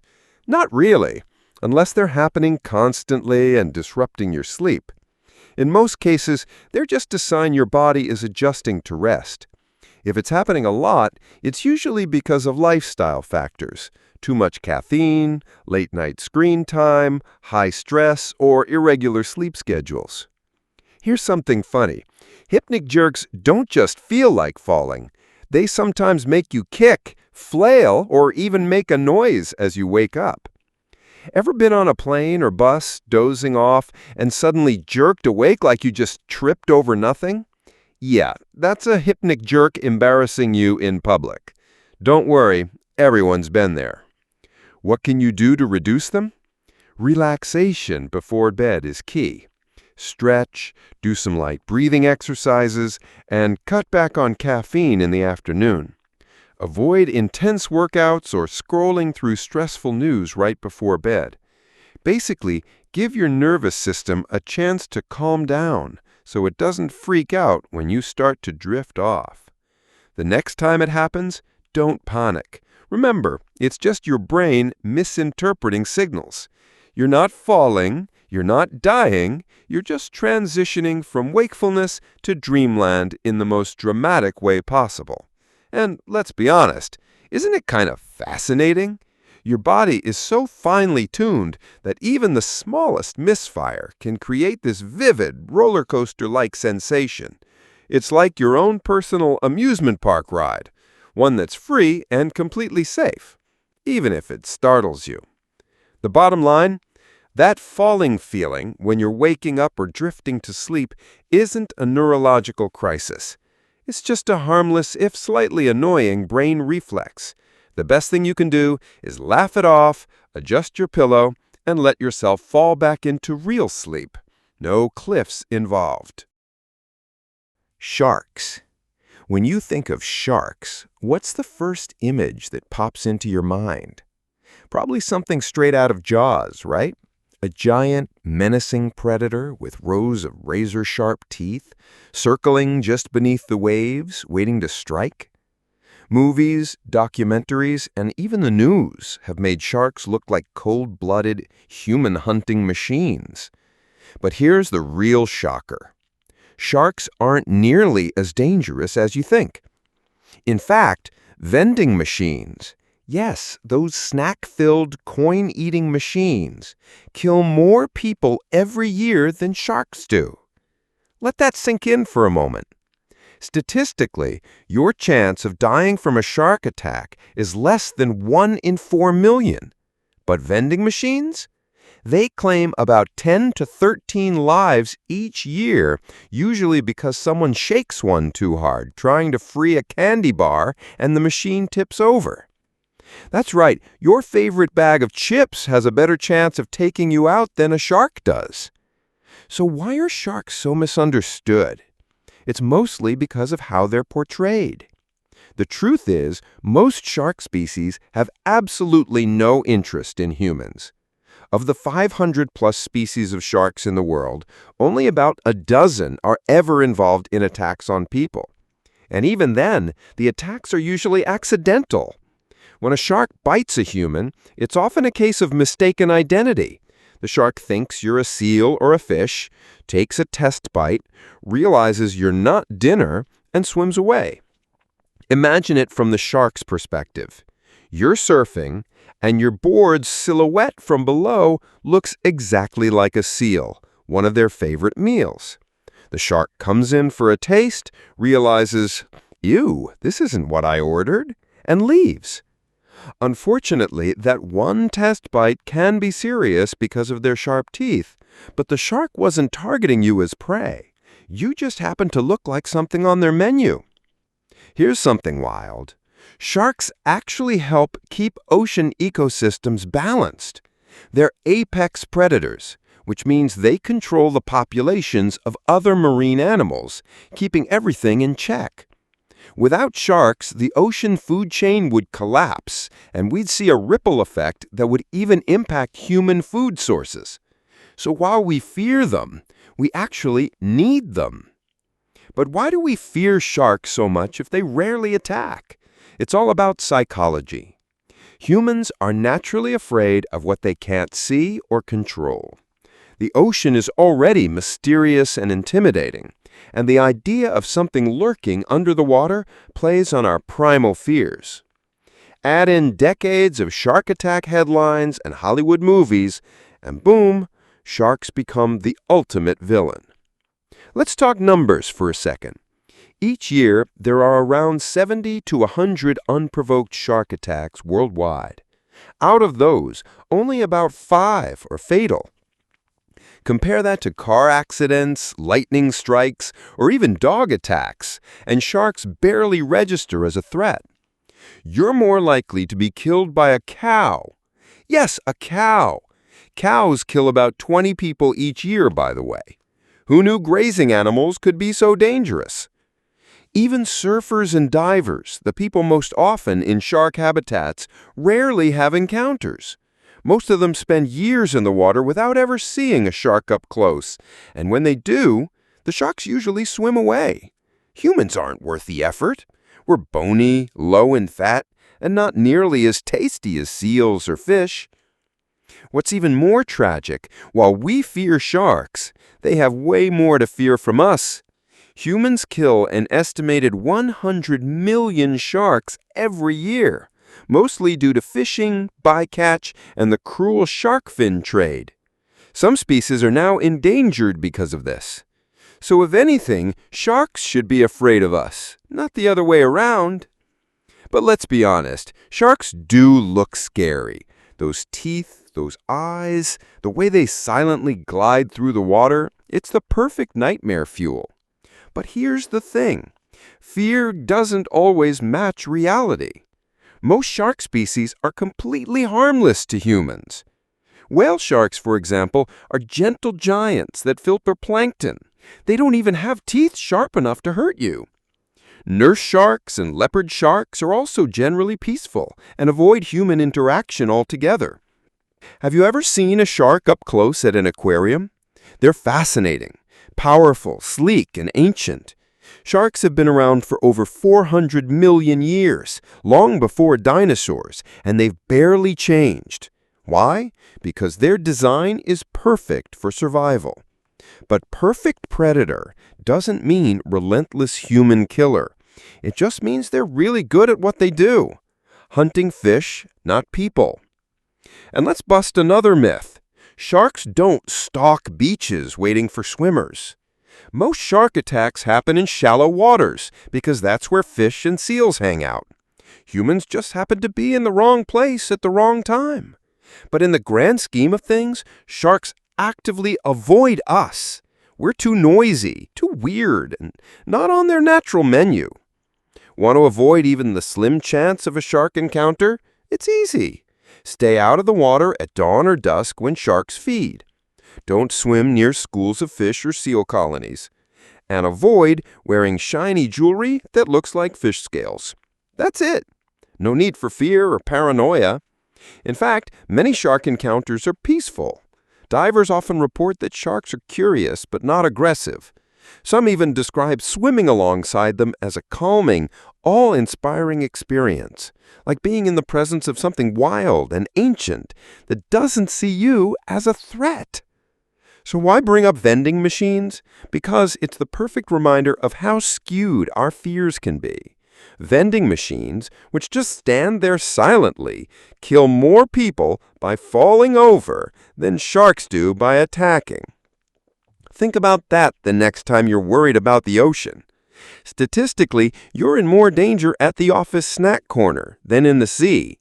The bottom line is, sharks aren't out to get you. They're not villains, they're just animals doing what they've done for millions of years, hunting fish and maintaining the balance of the ocean. Most of them wouldn't even give you a second look.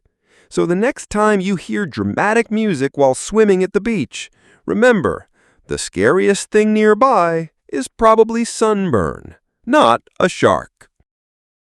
Piranhas. When someone says piranha, what's the first image that flashes in your mind? Probably a swarm of razor-toothed fish, stripping a cow down to the bone in seconds, right? That's what movies and scary documentaries have drilled into our heads. Hollywood loves to make piranhas look like tiny, bloodthirsty monsters lurking in every Amazon river, just waiting for the first toe to dip in. But guess what? That image is almost completely wrong. In reality, piranhas are way less dangerous than people think, and they usually want nothing to do with humans. Here's the truth. Piranhas are mostly shy, nervous fish. Out of over 30 different species of piranhas, only a few have ever been involved in biting humans, and even those cases are extremely rare. For the most part, these fish just want to eat plants, insects, and the occasional smaller fish. They're not swimming around planning coordinated attacks on people. If anything, when they see something as big as a human, their instinct is to back off. So, where did all the hype come from? Blame movies, especially the 1978 horror flick Piranha and its many sequels. Those films made it look like a single splash in the water would trigger a feeding frenzy. But even famous figures like President Theodore Roosevelt, who once traveled to the Amazon, exaggerated piranhas as the most ferocious fish in the world. What he didn't mention? The locals had starved those piranhas for days before putting on a demonstration for him. Of course they were aggressive. They were literally starving. Most of the time, piranhas are cautious and even timid. If you dump into a river full of them, chances are they'll scatter. They don't see humans as food. They prefer prey they can actually manage, small animals or dead fish. They're scavengers, not hunters that want to take on something 100 times bigger than them. But what about all those stories of people getting bitten? Yes, bites do happen, but they're almost always minor nips. And they usually happen when the fish feel threatened or cornered, for example, during dry seasons when water levels drop and the fish are trapped in smaller areas. That's when piranhas can get defensive, especially if they're protecting their eggs. It's not personal, it's survival instinct. Think of piranhas like wild dogs. Most of the time, they'll leave you alone, but if you corner them or mess with their food, they might snap. The same goes for these fish. They're not cruising around rivers looking for ankles to bite. They're just trying to stay alive. Another myth? Piranhas don't always eat meat. Some species are omnivores, eating both plants and animals. There's even a piranha cousin, the pacu, that's mostly vegetarian and looks almost identical except for its human-like teeth, which are better for crushing nuts and fruits than for ripping flesh. Yes, that's just as creepy as it sounds. So, are piranhas harmless? Not completely.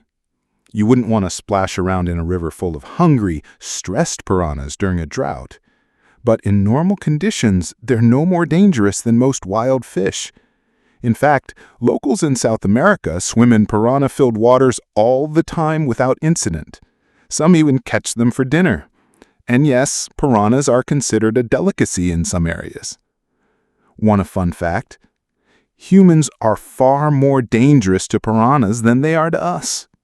Overfishing and habitat destruction have done way more damage to their populations than any attack on humans. They've become victims of their own bad reputation. People kill them out of fear, thinking they're deadly monsters, when really they're just part of the natural food chain. So why do we fear them so much then? It's the idea of the swarm.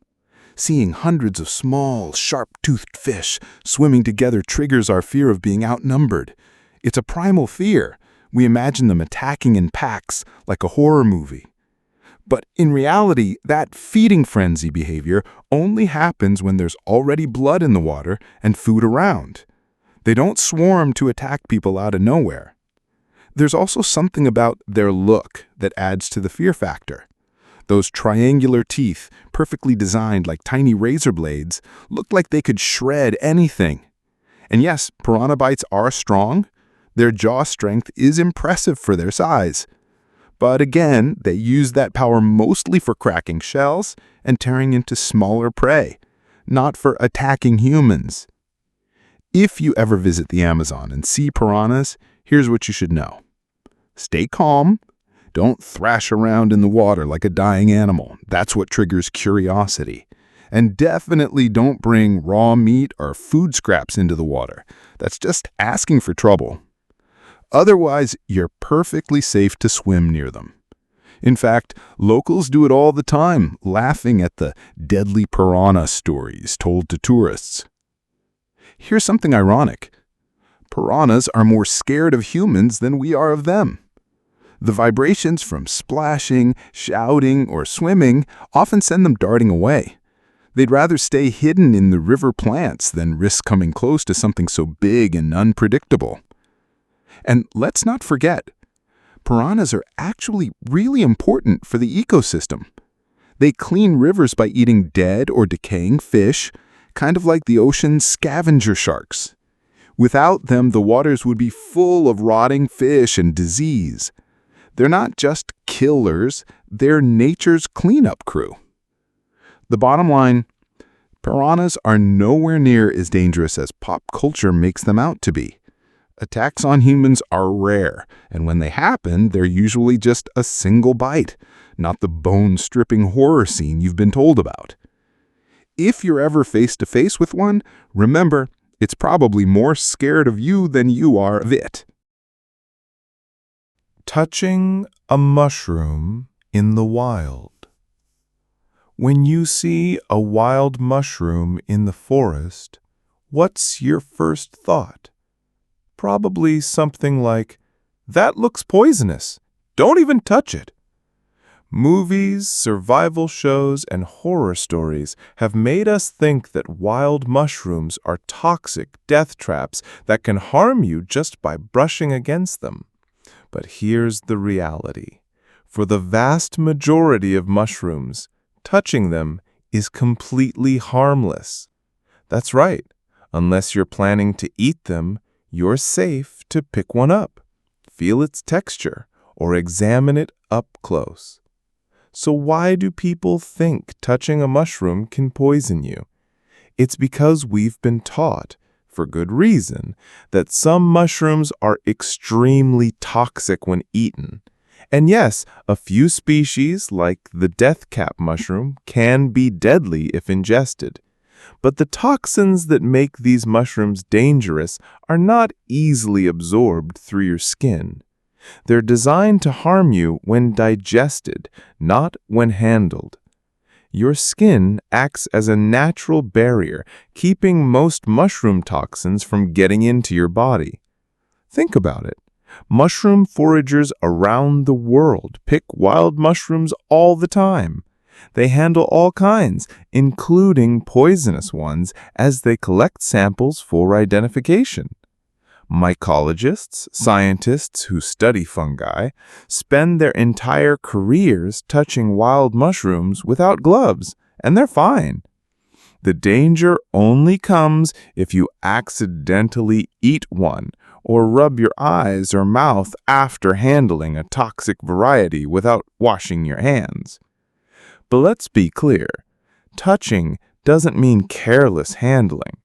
If you're picking up a wild mushroom just out of curiosity, it's still a good idea to wash your hands afterward. Why? Because a few mushrooms have irritants that can cause mild skin reactions in sensitive people. For example, some species can cause minor rashes or itching, not because they're poisonous to the touch, but because they contain natural chemicals that irritate the skin, similar to how some plants like nettles can sting. Have you ever seen someone in the woods freeze and say, "Don't touch that! It's poisonous!" That fear comes from a mix of myths and cautionary tales. For centuries, people have associated colorful mushrooms like the bright red fly agaric with white spots with danger. And yes, that particular mushroom is toxic if eaten, but just touching it won't hurt you. You could pick it up, admire how beautiful it is, and as long as you wash your hands afterward, you'll be perfectly fine. So where's the real danger? It's accidentally ingesting mushroom residue. If you touch a toxic mushroom and then eat a sandwich without washing your hands, you might accidentally transfer some harmful compounds to your mouth. That's why foragers are extremely careful, not because of touching, but because of the risk of cross-contamination when they're also picking edible mushrooms. Here's something fascinating about mushrooms. Some of the most toxic ones don't even look scary. The death cap mushroom, which causes most fatal mushroom poisonings, looks like a regular, harmless little white mushroom you'd see in a grocery store. That's why mushroom foraging is tricky. It's not about touch, but about knowing which ones are safe to eat. Are there any mushrooms that can harm you just by touching them? Not really, at least not in the way people imagine. There are no mushrooms known to release enough toxin through the skin to cause serious harm from a simple touch. However, some mushrooms can cause mild irritation, like redness or itching, if you handle them for a long time. But these reactions are rare and usually very mild. Here's another myth worth busting. Poisonous mushrooms aren't contagious. Just because one mushroom is toxic doesn't mean it's rubbing off its poison onto every other mushroom or plant nearby. Toxins stay inside the mushroom itself, unless you cut, crush, or ingest it. Now, why is this point even important? Because the fear of mushrooms often stops people from exploring and appreciating them. Mushrooms are fascinating organisms. They're neither plants nor animals, and they play a huge role in ecosystems by breaking down organic matter. Some of them are even crucial for life on Earth because they help recycle nutrients in forests. Have you ever noticed how mushrooms pop up after rain? They're like nature's recyclers, decomposing fallen leaves and wood. Touching them to examine their caps or gills isn't just safe, it's a great way to learn about nature up close. You don't need to be scared of every mushroom like it's a venomous snake. Foragers often teach beginners one golden rule. You can touch any mushroom you want. Just don't put it in your mouth unless you're absolutely sure what it is. That's solid advice. If you're curious about wild mushrooms, feel free to pick them up, look under the cap, and admire the patterns of their gills. Just remember, curiosity is fine. Eating random mushrooms, not so much. Want to know something even stranger? Many of the mushrooms you buy at the grocery store have wild relatives that look almost identical. For example, the button mushroom, or portobello, is a cultivated version of wild varieties. If you're comfortable touching those in your kitchen, there's no reason to panic when you see their cousins in the wild. Again, as long as you're not eating them raw off the ground. So what's the takeaway? Touching wild mushrooms is safe for most people. The real danger lies in the myth that they're dangerous to the skin, which isn't true. If you ever hike and come across a beautiful mushroom, feel free to touch it, take a photo, or even smell it. Yes, mushroom hunters do this to identify species. Just wash your hands after, and you're good to go. One last thing. There's actually more danger in eating random wild plants than in touching mushrooms. Many plants, like poison hemlock or certain berries, can cause harm just from ingestion. Mushrooms, on the other hand, are mostly harmless unless consumed, and even then, only a handful are truly deadly. The bottom line is, don't let myths stop you from exploring nature. Mushrooms might look mysterious or even a little spooky, but they're not going to hurt you from a simple touch. As long as you keep your curiosity safe and your snacks separate from your mushroom adventures, you have nothing to worry about. Swarming bees. Picture this. You're walking outside, enjoying the day, when suddenly you hear it, that unmistakable buzzing. You look up, and there it is, a huge, swirling cloud of bees moving together like some kind of flying storm. Your first instinct? Panic. Maybe even sprint in the opposite direction while waving your arms like a cartoon character. After all, we've been told that bees in large numbers mean danger, right? A swarm must mean an attack is coming. But here's the twist. Swarming bees are often way less dangerous than the ones you see around a hive. In fact, most swarms are surprisingly docile. Wait, what? A swarm of bees is calm? Yep, and here's why. When bees swarm, they're not defending anything. Bees only get aggressive when their hive is threatened. Think about it. A hive is their home. Their babies are inside, and all their precious honey is stored there. Of course they're going to fight to protect it. But when you see a swarm, those bees are basically homeless travelers.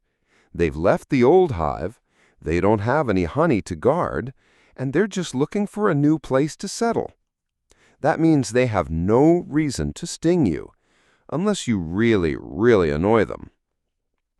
So what is a swarm exactly? It's when a colony splits in two.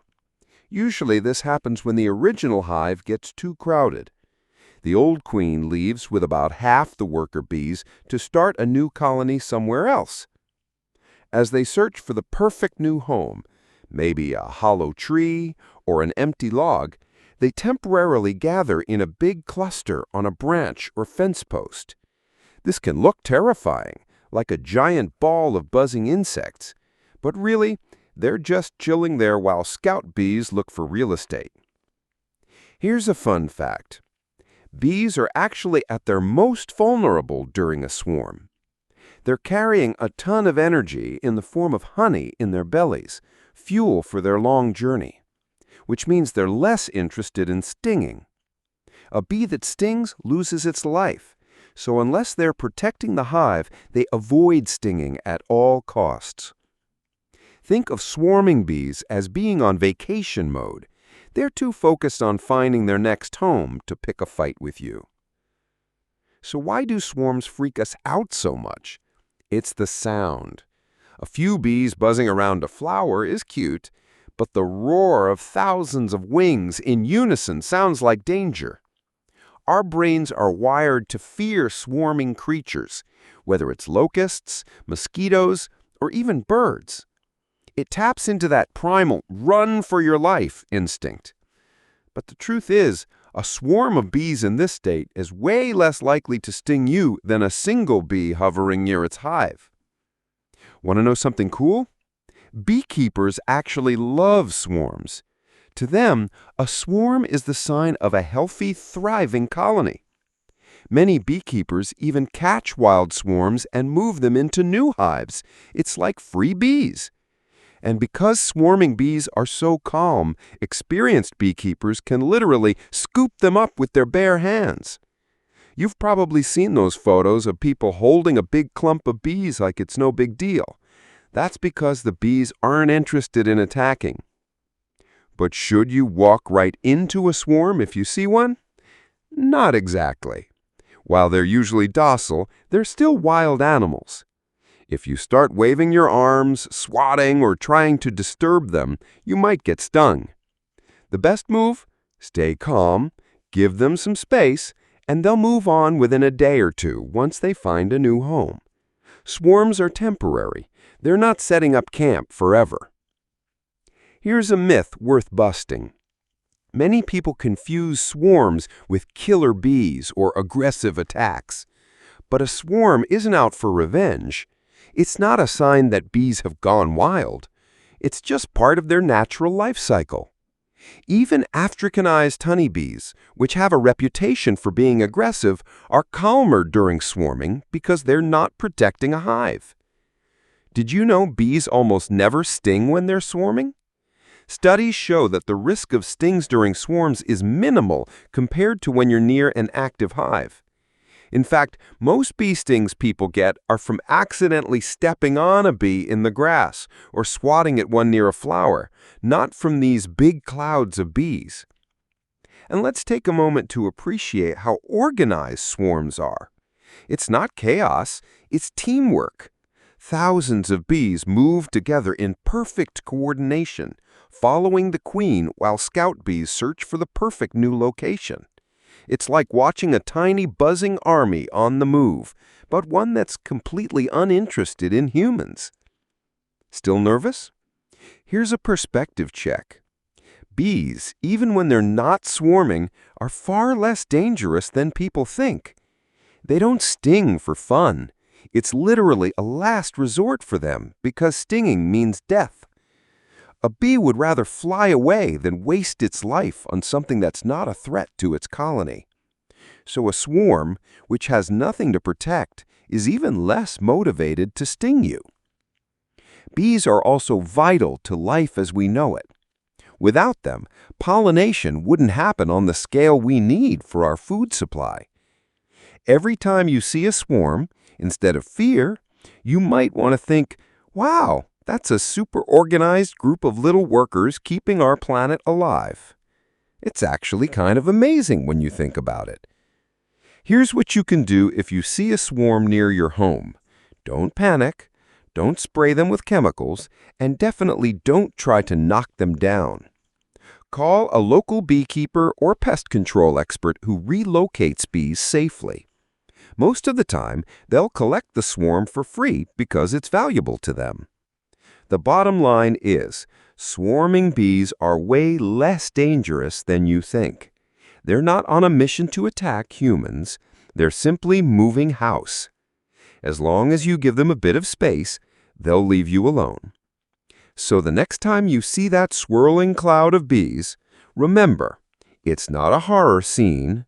It's just nature doing its thing.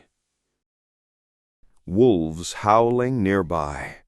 Imagine you're camping in the woods at night. The fire is crackling, the stars are out, and everything feels calm until you hear it. A long, drawn-out howl echoes through the trees. Your heart skips a beat. Suddenly, every movie scene where wolves stalk their prey comes flooding into your mind. You imagine glowing eyes in the darkness, waiting for the perfect moment to pounce. But here's the truth. That howl you hear isn't a threat. In most cases, wolves aren't warning you, hunting you, or even thinking about you. They're just talking to each other. Yes, howling is communication. Wolves are social animals that live in packs, and their howls are basically group texts, but way more dramatic. A howl can mean a lot of things, like, "Where are you?" "Come back to the pack," or "This is our territory." It's rarely, if ever, a sign of aggression aimed at humans. In fact, if a wolf pack knew you were nearby, chances are they'd avoid you completely. Wolves tend to be shy and cautious around humans, not confrontational. So why does a wolf howl sound so intimidating? It's partly because of its length and volume. A wolf howl can travel up to 10 miles under the right conditions, echoing through forests and mountains. To us, it sounds like a warning because we're not used to wild animals vocalizing like that. But to wolves, it's just a natural way to keep the family connected. They don't have cell phones, they have howls. Here's something fascinating. Wolves use howling to rally their pack before or after a hunt. It's like a pep talk before the big game. It helps them coordinate and find each other when they're spread out. Sometimes howling is just for fun, a sort of pack bonding moment. Pups will even join in, creating a hilarious chorus of squeaky howls that sound nothing like their parents. But let's address the myth.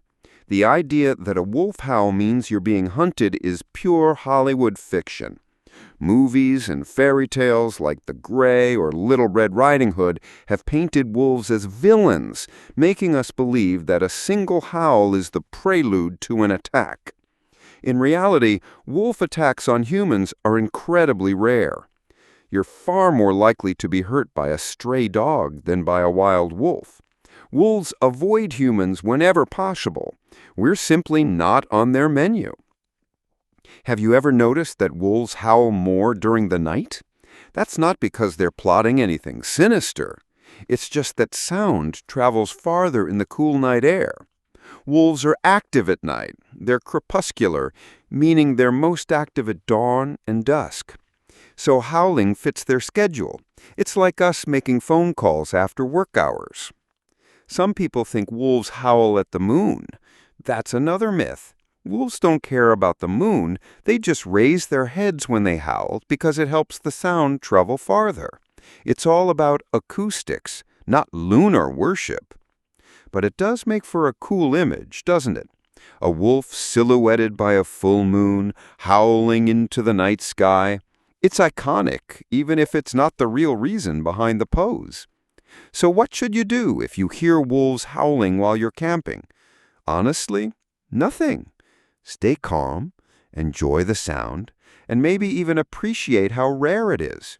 Hearing wolves is a sign that the ecosystem around you is healthy and alive. Wolves are apex predators, and their presence often means the wilderness is thriving. They're not warning you to leave. They probably don't even know you're there. Remember, their voices carry over vast distances. If you ever see a wolf in the wild, the best thing to do is stay calm. Don't run, don't try to feed it, and don't get closer for a selfie. Seriously, don't. Just admire from a distance. But hearing one, that's an experience worth having. It's like hearing the heartbeat of the wilderness, wild, untamed, and beautiful. The bottom line, wolves howling nearby isn't a threat. It's just communication. They're talking to each other, not you. If anything, take it as a privilege. You're hearing one of nature's most iconic sounds, a call that's been echoing through forests for thousands of years. It's not a warning of danger, but a reminder that you're sharing space with something wild and free.